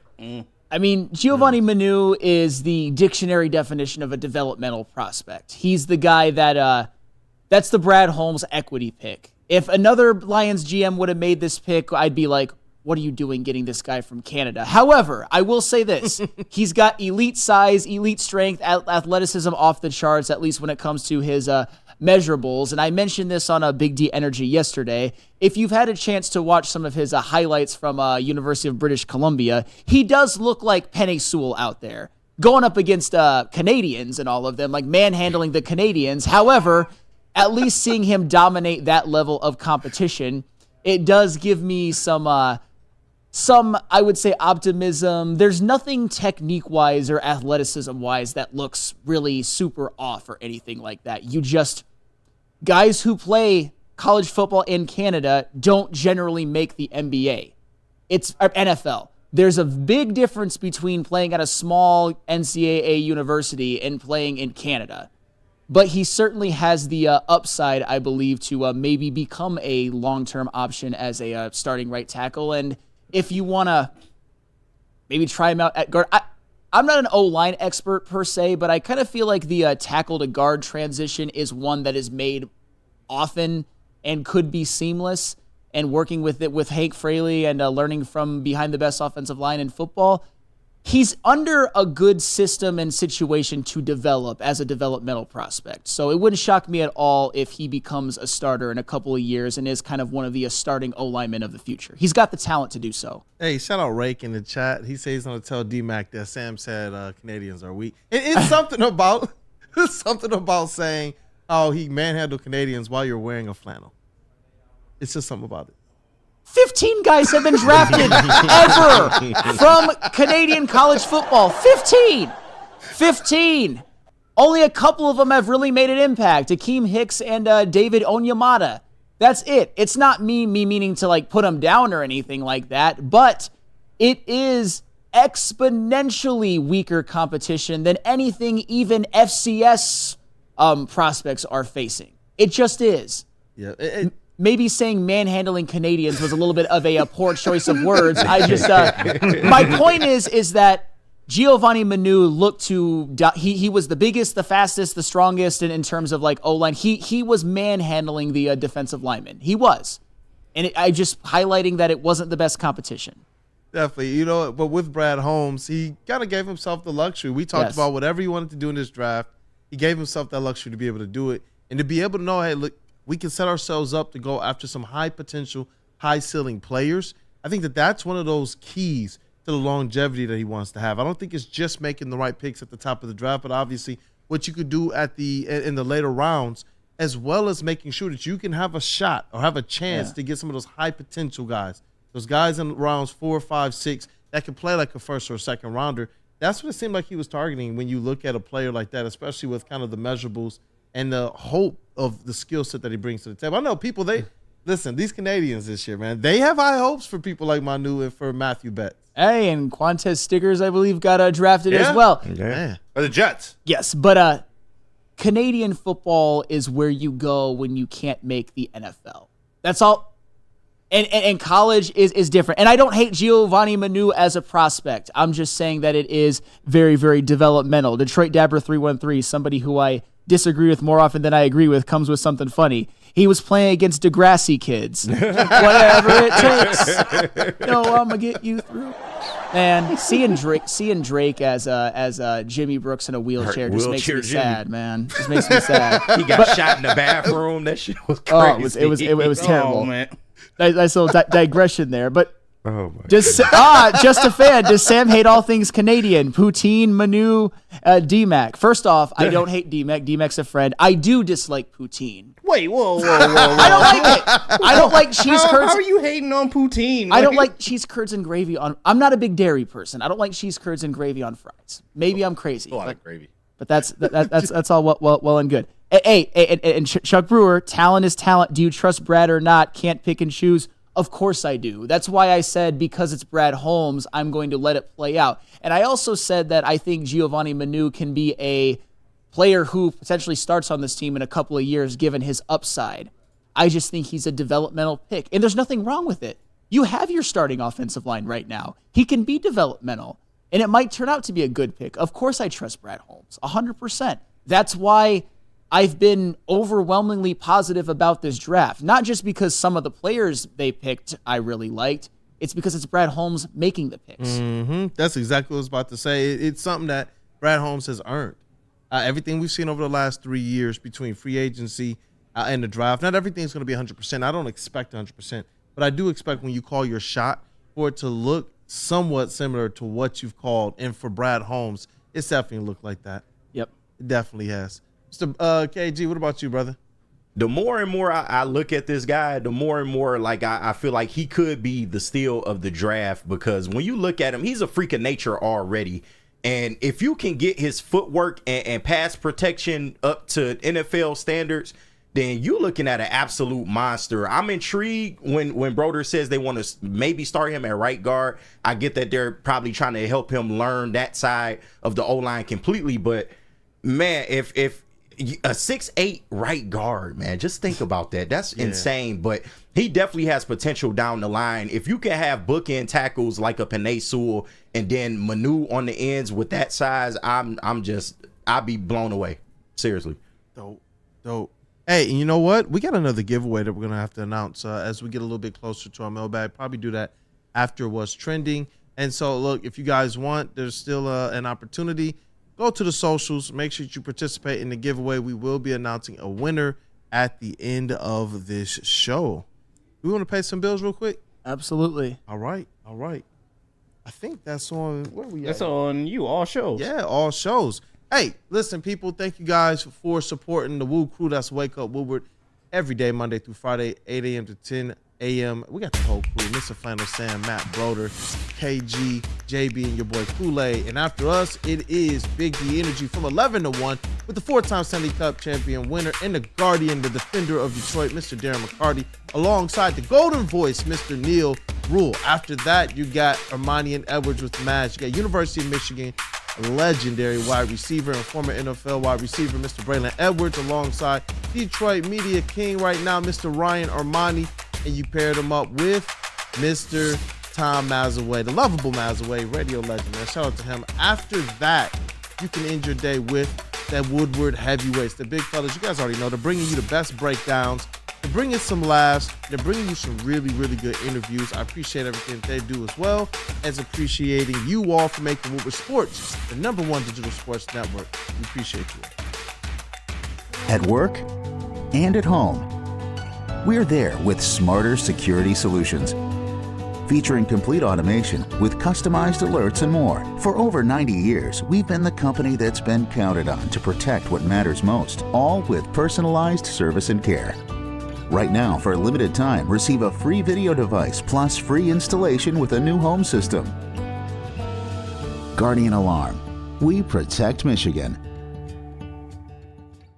Where's the most convenient place to get that big fitness energy? It's Planet Fitness. Join today for just $1 down, $10 a month. With over 2,400 locations and equipment for every workout, you can get in, get energized, and get going. And with free fitness training and most clubs open 24 hours, everyone belongs in the judgment-free zone. So join today for $1 down, $10 a month, no commitment, cancel anytime. Come to any Lady Jane's Haircuts for Men and claim your throne for a king's treatment from one of our talented stylists. Open 7 days a week, walk in anytime. Just get to a Lady Jane's today and receive a precision haircut, scalp massage, hot lather neck shave, and a hot towel treatment. A haircut should not be a chore. It should be an experience. And that's exactly what Lady Jane's has to offer. Open 7 days a week, walk-ins are always welcome. There's always a location near you. Lady Jane's Haircuts for Men, it's wicked awesome.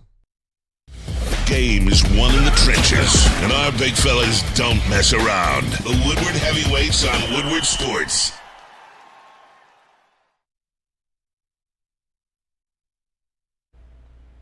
Soroki's Crispy Chicken and Pizza, they are taking over Michigan. Locations are popping up all over Metro Detroit. They're actually doubling the number of restaurants this year. They are known for their quality hand-battered, hand-breaded chicken tenders, sandwiches, and New York style pizza. They actually even popped up for the 313 party too. I know we all were enjoying it downtown a little bit. You know, good. I know, so good. It's so good. Do yourself a favor and be sure to stop in and try one of their mega stations near you, or you can always check them out online and order online at Sorokis.com.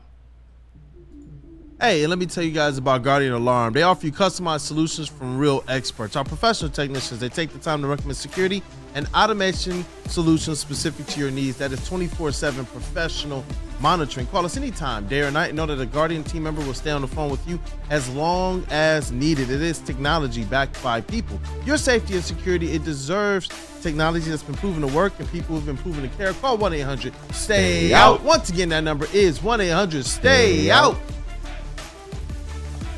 What up, though, people? Welcome back to Wake Up Woodward. We appreciate you guys for choosing to kick off your day with the crew. Man, look, the sun is shining. The NFL draft was excellent. Detroit showed up and showed out. The Detroit Tigers, 3 series wins in a row. We got another merch giveaway today. Man, just smash the like button, y'all. We appreciate it greatly. And now, guess what? It's time for the most electrifying segment in sports entertainment. If you smell what JBSMOOOOOV is cooking, it's what's trending. Jay Bizzle. Let's go. Hey, what's going on, fellas? What up, though? Hey, I know we talked about this guy yesterday, Michael Penix Jr. Could it get any worse for him? No. You might be wrong. Oh. Atlanta Is Falcons he just put facing, this Detroit, out on their Michigan's Instagram. No way. Whoa. No way. Yes. This is real from the Falcons Instagram. This is real from the Atlanta Falcons Instagram. Obviously, it's been taken down and redone. But yes, this was on their Instagram. I just think someone forgot to spell check this. And rumor has it actually that Kirk Cousins paid an intern to do this. I don't know how true that is, but yeah. Well, they got to cut costs because they're paying their starting quarterback $180 million. That's true, too. It's crazy, man. I swear to God, if Michael Penix works out, Stick is going to be the most annoying SOB who ever walked the face of the planet. Yeah, because seriously. at our draft party, I mean, I was on air with Neil and Maz at the time, and we were all just kind of like, what are the Falcons doing? Because I think they could have used an edge rusher to help their team maybe go on a run this year. When they drafted Michael Penix, you know, Stick was doing like, I told you he's going to be good. You just wait and see. So it can't happen. For the love of God, let Michael Penix fail. Please. Hey, look, it looks like Atlanta is well on the way to making that happen too, man. What a slip. Wow. Yeah, Great way to introduce your new starting quarterback. Or new rookie quarterback. Who will be starting eventually. So terrible. Why would you do that, Kirk? Because you know you're wrong for that one. Did you want to read it for the people? Just for the ones that are listening on all right, so it is literally a picture of Michael Penix, his name at the top, which is spelled correctly, his jersey number 8, and unfortunately there is a box that is supposed to say Penix, but it says penis instead. Michael Penis Jr. Jeez. What a bad move, Atlanta. Junior. What a terrible Penis Jr. This terrible move, Atlanta. Damn, man. Unbelievable. But I got a question for you guys. What is the weirdest thing you have had a celebrity or athlete sign? the weirdest thing? My boobs. What? No, I don't know. What would be? I've never had someone sign something weird. Yeah. Just a piece of paper, a jersey, the normal shit. Yeah, the normal stuff. The normal stuff? That's it? Yeah. No, JB, what about yourself? I had someone sign a hat to like the brim of my hat. Oh, that's not weird. Yeah, it's not weird. I thought you was about to say your stomach or something. Oh, no, not that. That would be weird. Not as weird as this person who had Caitlin Clark sign her ultrasound photo. What? Whoa. No way. Yes. That's hilarious. You got to name that baby Caitlin, right? Yeah. Boy or girl. It has to now. Sign her ultrasound photo. How crazy is that? Wow. I don't even know what to say. I mean, yeah. Do you want the Caitlin Clark mojo so that this baby turns into a basketball star? I don't know. NBA babies. Well, WNBA babies. Or How funny if one of them too. How funny would it be if 3 babies popped out? You know? I see what you did there. Deep. Having see what you did triplets. there. I see what you did there, bro. Very impressive. Very impressive. But you know what? You always got to remember, you got to keep on swinging. Now for Kendra McIntyre. Oh! Down. What a head kick. Kendra McIntyre with an X? Oh! Oh! Are you kidding me? What a head kick. Now for Kendra McIntyre. Oh! Right on the chin, man. Good night. Thanks for coming. Man! Put her ass down. Like a rabbit animal. Was that Kelsey Plum? What in the world? No. Dog. There you go, brother. There you go. That's your girl. There your girl go, That brother. kick, though. That kick. Hey, you can never get into an argument with her. No, that's we what I'm saying. would I no never- kick. like, would y'all ever Push, get in the go. octagon with one of these? Oh, hell no. women, No. I fighters? wouldn't get in the octagon with anybody with MMA training. No, absolutely Not at all. I mean, not no at way. all. Nope. Chat Absolutely family, not. are you guys getting in the ring at all with any MMA fighter? You a damn Or fool of if the you do. variant? No. I used to watch The Ultimate Fighter back in the day. When I saw them kicking tree trunks to numb their feet out so they can kick people, I'm over it. Like, no, absolutely not. Oh, that sounds painful. You're a damn fool. You are a damn fool even if you try to attempt to go in there and think that you can hang with an MMA star or an amateur MMA star. I'm sorry. I'm not risking my life for that. But I'll end what's trending on this because this is the second day after the draft. And, man, I just got to say, all the things that went downtown, the structures and everything, the stage, all the things that they had built going up, it's glad to see that it's going to good use because Detroit Dog Rescue will be using the turf, fence, and pieces around as materials to help for the city, from the city. So they're basically like recycling all the things that were used downtown to help profit for the Detroit Dog Rescue and other charities going around Detroit as well too. That's what's up. That's So what's up, it's man. kind of nice to see that, you know, all these things are going to good use and they're not just going to throw them in the trash. That's what's up, man. Shout out to Detroit Dog Rescue as well. I know that when the network started, they were and have continued to be avid supporters. I know Woodward the pup. Yeah. Oh yeah, came from Woody. Detroit Dog Rescue. Oh, Shout yeah. out to them. Yeah. Shout out But to that's them. so cool. And that that's it for what's trending, you guys. Dog, Shout out to you, JB. great job today, man. I'm still, I'm sitting here still thinking about that kick to the face, though. Yeah. I'm still thinking about Fish Girl. Fish girl. Oh. Hey, give the people what they want. Oh, that was so gross. Yeah, we that were was- asking people yesterday, Lizzie from Canton or Fish girl. Oh. Flannel, what you think about this? Look at his face. What's she doing? What is she doing? No, you know what she doing. Throw up. Oh. She used to doing this. she used to catch it. She used to catch it out the fish mouth like that. Oh my Flannel, god. is that your type of girl right there? I got one type of girl. Come on now. What? Good job. My wife, who showed up towards the end of the draft party on Friday, got to meet KG for the first time. Yes, she was awesome, man. I appreciate it. Yeah. Fish girl. Goodness, you know that's the one Stick said he wanted. I'm sure. He said Fish girl is his. Leave Crystal Stick the have a next, great Lizzie time, from right? Canton Yeah. to Boulder. By the way, that was for the Detroit Dog Rescue, like actual dogs, animal dogs, right? Yes. Not like Brad Holmes' War Room. Ah. No, Because all the not dogs. Let's see what you bringing did in. there. You know what I'm saying? You know what I'm saying? Oh man, great job with what's trending today, baby. Great job. Mailbag! I think it has something to do with that amazing blue hat, but It is that's not just me. amazing blue. JB McCarthy. Hey, you guys, chat family, thank you guys for the support all day. We're going to get into mailbag. Get your mailbag questions in. But before we do that, we have a winner for the giveaway. Ooh. Let's hear it. Got that drum roll, Mr. KG? Let's go. The winner is from Twitter, or X as they call it now, at CHen313. Shout out C. Henry. Hey, he's one of the supporters as well. Thank you for supporting the network. Thank you for participating in the giveaway. You are the winner, and somebody from Woodward Sports will be in touch with you to get your information. Make sure you can get hooked up. So definitely. Hey, that's what, like 2 or 3 giveaways outside of just what we did at the NFL draft as well. I know we're going to try and turn up that frequency of giveaways as well.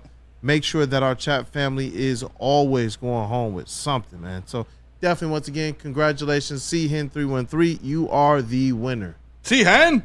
Congratulations. Yeah, before we get in the mailbag, can I show you something? A very loyal member of the chat, he sent me some pictures of his kids who are huge Lions fans, huge Hutch fans, maybe a bigger Hutch fan than Sam Flannel. Doubt it. No, JB, could you throw up the pictures? JZJ in the chat. We're just here showing off the little kids. We got the Reggie Bush in the middle. We got the Aiden Hutchinson, eye black on the right, and then his son and his daughter rocking the Lions gear over on the left.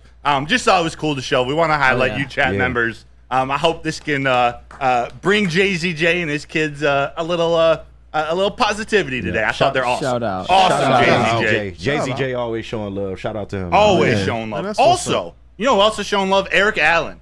And it's his birthday today. Hey, happy birthday, Eric Allen. Let's go. Happy birthday, Eric Allen. Shout out to you guys. Hey, Danny G in the chat. KG, come on, you can tell us Sam's wife is just a Mahomes blow-up doll, right? It's funny, Danny G. I'm talking shit. Nah, she's a real woman. Any woman that can love Sam Flannel, she deserves an award. So. See? Thank you for that, KG. Nah, it's all good. And this is from Eduardo O'Neill, actually. This is interesting. Which of these 4 teams does Hutch have the most career sacks against? Is it the Commanders, the Packers, the Cowboys, or the Vikings? I think it's the Cowboys. Eduardo O'Neill, let me know in the chat if I'm correct or not, because he had 3 this past year. I think he had 1.5 his rookie season, I think. Eduardo O'Neill, let me know if I'm correct or not. Neil, and I'll ask another mailbag question while you're looking up those. Christopher Nielsen says, with all the new cornerbacks, do we think Brian Branch is moving to safety? I think so. You think so? Quite possibly. I think they're going to play as much of a positionless brand of secondary football as possible. I think we're going to see Branch play safety, play slot, play corner. Like I think Terrion and Enos Rakestraw are going to play some slot and are going to play some safety. I think that's just the benefit of drafting all these versatile players. Yeah, and Rakestraw, he played a little slot in college. Yeah. He played more slot than Terrion Arnold did. And Brian Branch was your best corner last year from the slot. There was a reason why, and I know there's goes more into it than this, that against the Rams, Puka Nacua went off, but Cooper Kupp was held relatively in check, partially because of guys like Brian Branch. So however it is basically best for Brian Branch's strengths, because he's one of the best guys you got on this team. But yeah, Amik Robertson can play slot, Branch could play slot or safety. It's a versatile secondary room. It's going to be, you're going to have good players at every position, of course, barring injury and of course rookies developing and all that. But secondary is no longer a weakness, at least to me. And the benefit is all of them aren't afraid to get up at the line of scrimmage and make a tackle or blitz, including Iffy and Kirby. It's the benefit. Yeah. How about this? Nate Edgington mailbag. How many interceptions will Terrion Arnold have in year 1? Ball hawk at Alabama. He was. What do you guys think? Predictions? I can see maybe 4 or 5. 4? 4 or 5. 4 or 5? Because, like you said, it's going to be a lot of different moving pieces in the secondary. So I don't know if he's just going to be like your number 2, like definite number 2. He'll probably be sharing some time with Amik and possibly Rakestraw. I can see maybe 4 or 5 interceptions. I don't think that's a bad rookie year. I would love it. Don't get me wrong. I was going to say 3 or 4 interceptions, especially with the improvements to the defensive line. Hopefully they're, shortening the time that the quarterback has in the field, the opposing quarterback, and that puts him in some opportunistic positions to not just get the coverage interceptions, but maybe to get one that's in a tip drill or whatnot. So I can see 3 or 4. I could see Terrion, because in college that was kind of what he did best. He was a turnover creator. And I think, at least at first, he might struggle a little bit because he's a rookie corner. Most rookie corners do. But he might take a chance or 2 that actually leads to an interception. So I am going to go with 2. And that's okay, by the way. There's a lot more to playing the cornerback position than interceptions. I predict 2, but it's also at the very least, a relatively successful rookie year. I got to go with 3. Okay. I'll go with 3, and it's not as high as UKG with the 4, but I'll do 3 just because I think there are going to be a lot of opportunities for him, especially since he is going to be rotating on this defense as well too. And I think at a certain point, teams are going to be like, all right, after the first 2-3 picks, they're like, stop throwing to that side because he's just going to be too dangerous for him. So I'll say 3. How about this? Jason Naror, mailbag. Has Wenzel Perez done enough to earn a spot on the roster? Yes. Yeah, at this point. Yes. He's third on your team in on-base percentage. He's one of 3 players on the Tigers who actually have a good on-base percentage. You cannot let that guy go right now. Especially, and I know we like these guys a lot, and we project them to potentially be better down the road, especially when Parker Meadows and Colt Keith are kind of like an automatic out at this point. Got to keep Wenzel Perez up. He's been a major contributor and one of the reasons why the Tigers have gone on such a hot streak, where I believe they're a 6-3 in their last 9. How about this? Another one from, from Chad. Chad 216JF mailbag. Are the Pistons really that far away from being a mediocre team like we wanted, or are Pistons fans just being dramatic like we usually do? Hey, look, man, in the NBA, things can change in just a season. We saw the Houston Rockets in one season go from 17 wins to what they were this previous season. Just adding Fred VanVleet, Dylan Brooks, and then they obviously had the incremental step-ups by the young players that they drafted all along. Can the Pistons do it? Yes. The issue here isn't if they can do it. It's definitely possible. It's who's going to be in the front office to make it happen. How's the front office structure going to allow things to make it happen? They have the capital. They have the young assets. They're going to have a good draft pick to be able to trade or be able to utilize, but it's who is going to be at the helm of this thing, and are they capable of making it happen? So, yeah. I mean, but Shad thinks that it's not okay to be upset when they set their franchise low for wins in a season. I don't like. Yeah, that's disappointing. Bad faith, Shad. I see what you're doing. I understand that they could get better next year, but last year was terribly disappointing. You had a full season of Cade and you won 14 games. Like if you're upset, if you're maybe being a little bit dramatic, I don't think that's even possible when you have a year that bad. You can be highly upset about this season and still think that it's possible for them to improve. Yeah, especially when you look at some of the other young teams. I know Orlando has some older vets on their squad. Yeah. You know, they're still kind of in that younger category, like your Gary Harris's and such. Yeah. Your Wendell Clark Jr.'s. But it was really Franz Wagner and Paulo Banchero. Yeah. When you see their drafted young players who often now in some of these new rankings, you find some people who want to tweak and they will put those players ahead of Cade Cunningham in the rankings. And it's because of what they're doing to really carry their squad. And it's, you know, when you look at the Pistons and all the young talent that they did accrue that we had some high hopes for early on, it's just a shame. Like, you can't lose your franchise's most amount of games in history with that much young talent that you're supposed to depend on to carry you into the future. Yeah, I'm glad you mentioned Franz and Paolo, who've been excellent picks for the Magic, and even with the Rockets, Alperen Sengun. Oh my God! Nobody expected him to be that good. Gracious. Yeah, he's what's his nickname? Baby Yoke. Man. That's kind of. I mean, after 2 years, he's kind of on that trajectory. But he's been a godsend for the Houston Rockets. He's going to be, to me, he's their best player moving forward, and not Jalen Green. Yeah, I got a question for JB and KG, but first, shout out to Brendan Dillinger, a man who has great size. Of course. He's been a member for 4 months. Shout out to you, Brendan Dillinger. You have your own catchphrase across all Woodward sports shows. That's legendary status in just 4 months. I know you've been hanging around for longer. Thank you, man. So, JB KG from Xavier D. What up, dude? Would you rather be drafted to Raw or SmackDown? That's a good question. Raw, because if I'm a wrestler, Damian Priest, he's an easy champion to go get the belt from. So I'm going to Raw. Going to Raw? Yeah. I kind of want to go to SmackDown. With Cody and the bloodline and all that? I kind of want to go to SmackDown just because I feel like there's a bigger opportunity on SmackDown, especially to take out Cody. And, I mean, just to destroy the bloodline as it is right now. Good luck with that. I mean, you seen the bloodline lately? Hey, the bloodline looks very strong right now, but I guarantee you once Roman comes back, there's going to be a little offset right there, especially if he can team back up with the Usos to take them out of the Survivor Series. I definitely think that'll happen. How about this one from Silky Johnson on a similar theme? Mailbag. Woo crew walks into the steel cage. Only one can make it out. Who's winning? Ooh. Not Sam. No, I'm talking. Thank you, KG. I wasn't even gonna say myself, but thank you. No, But I'm talking. no. I feel like it's JB, bro. JB is the last man standing. What? Huh? Have you guys seen those Giovanni Manu highlights? Yeah. That's what I'm looking like around you clowns. Oh! Let's go. Hey! Here we go. I love you guys, by the way. No, I fight dirty. Just want. I got long reach. Yeah.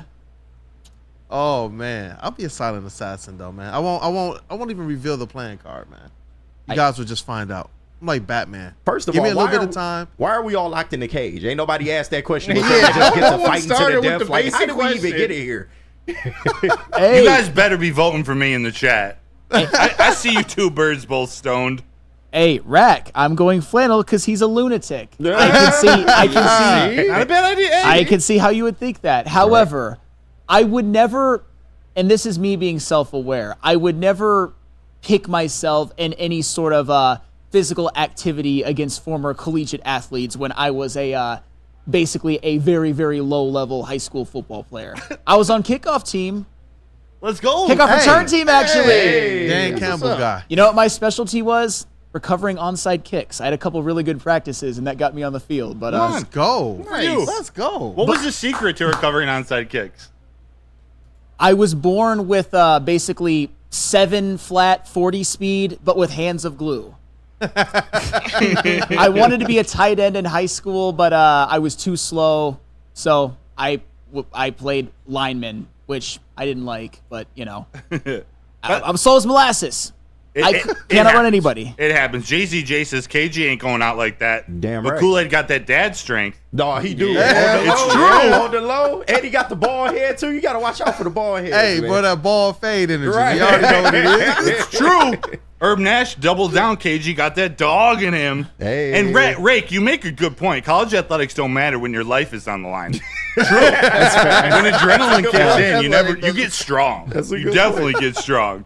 All right, how about this one from Herb Nash, mailbag? Who'll be the defensive and offensive MVP for the Lions? Hit you with a big prediction off the bat.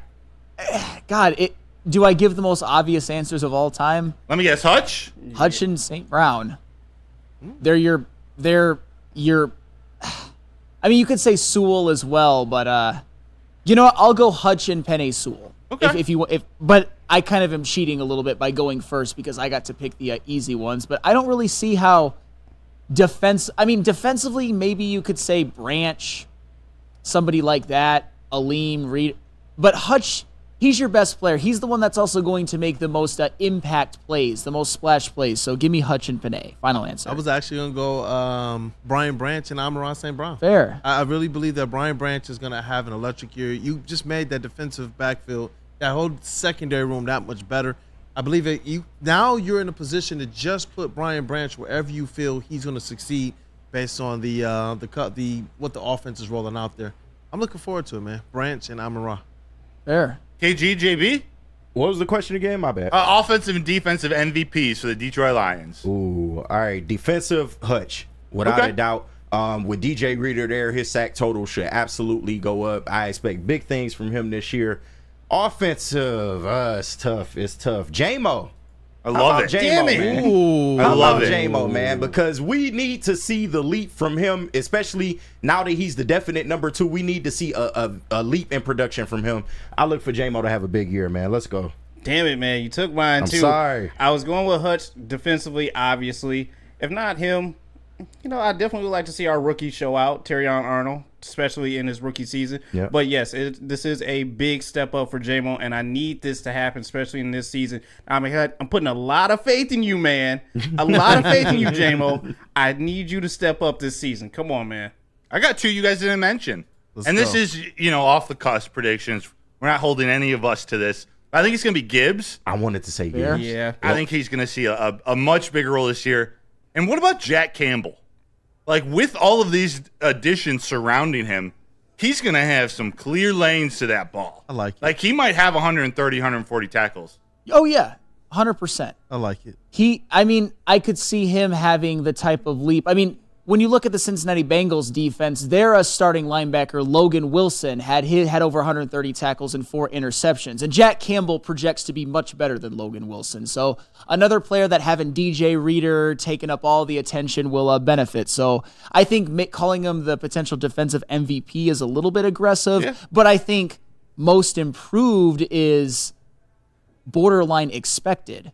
Yeah, definitely. How about this? AJ Blair, mailbag. Better long-term pick, Giovanni Manu or Christian Mahogany? And do you see them both making the team, seeing as they are going to be at the same position? We have to say Christian Mahogany because he's more, like, to me, NFL ready. But better long-term pick? Yeah. I'm not trying to sway you. I just want to make sure. Because I think the value to Giovanni is doing something long-term. That's true, but that size could also pose a problem injury-wise down the line. We don't know. But I would still say Christian Mahogany if it's me. So. I'm going Mahogany as well. There's too many uncertainties with a Giovanni Manu. It's all based on upside, but there's also the possibility that he flames out. Yeah. Not saying he will. I just think Christian Mahogany is that rare 6th-round pick that could start right away on other teams, isn't a developmental project, is kind of more of a high floor guy. So give me Christian Mahogany. That's well stated. Yeah. Last one, maybe. Vincent Ellison, mailbag. Does any Tigers make the All-Star team?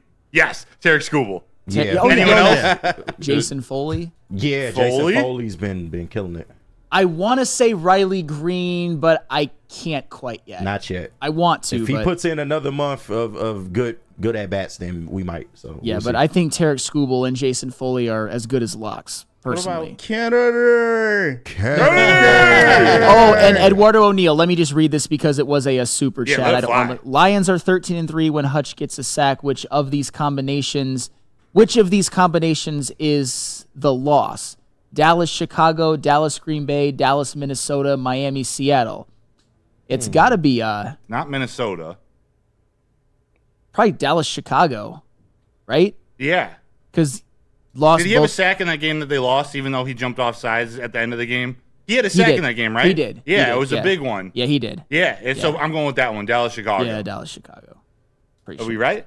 Are we right? It has to be because he's had sacks in both of the games against the Cowboys that they've lost both of them. Although last year there was some taint, I will just say. And the Bears, yes, I do remember he did get a sack in the game at Soldier Field where they lost. 100% sure. Taint. What a word. Just watching Jamal Murray over here put the dagger in the Lakers' heart. Yeah. Bye, Brian. They talk about he about to leave, man. Where the hell will LeBron gonna go, man? Like home. The nursing home. Probably wherever Bronny goes, man. That's gonna be interesting to see. Yeah, Bronny not coming out yet. He fell off of everybody's draft board, but supposedly the James family, they're gonna do what's best for the son. And if there's a team that's gonna draft him, hey, they already know where LeBron James is probably going to head. Doing what's best for your son. He's letting him earn his way into the NBA himself. Clown shit. He and KD should go start they should bring the Supersonics back to Seattle.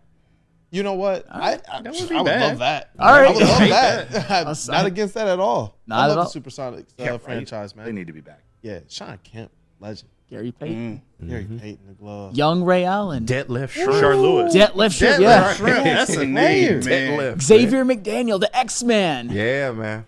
Oh, man. They should have had a franchise again. I know. Yeah. Kevin Durant's rookie year. Yeah. They got dissolved into the OKC Thunder as we know them today. Hey, look, man, bring back the Seattle Sonics, Supersonics, and bring back the WNBA Detroit Shock. Damn right, man. Oh, yeah. All right. Bring back the shot. 3-time champions, man. Come on now. 3-time champion. Tweety Bird, man. Always my favorite. And Swing Cat. Any last words, gentlemen? No, Great show, boys. Great show. Good job. Hey, got fun on the show today. It's epic as always. You brought the heat, man. Brought the fire. Let's break this thing down. Thank you guys for spending your morning with the Wake Up Woodward show. We appreciate you guys greatly, chat family. We're going to do more and more and more to be able to have more giveaways for you all as well. So stay plugged in with Woodward Sports Socials. We're going to have some more chat giveaways soon as well. As always, you guys are the most important part of the show. So go ahead and smash that like button to support the crew. Once you've done that, encourage someone else to do the same. And man, share it somewhere as well. For the vet of the squad, we got Mr. Flannel Sim. What up, though, brother? Always bringing that flannel energy. Oh, yes. It's good to be able to do a show with you guys post-draft. We got to break it down a little bit.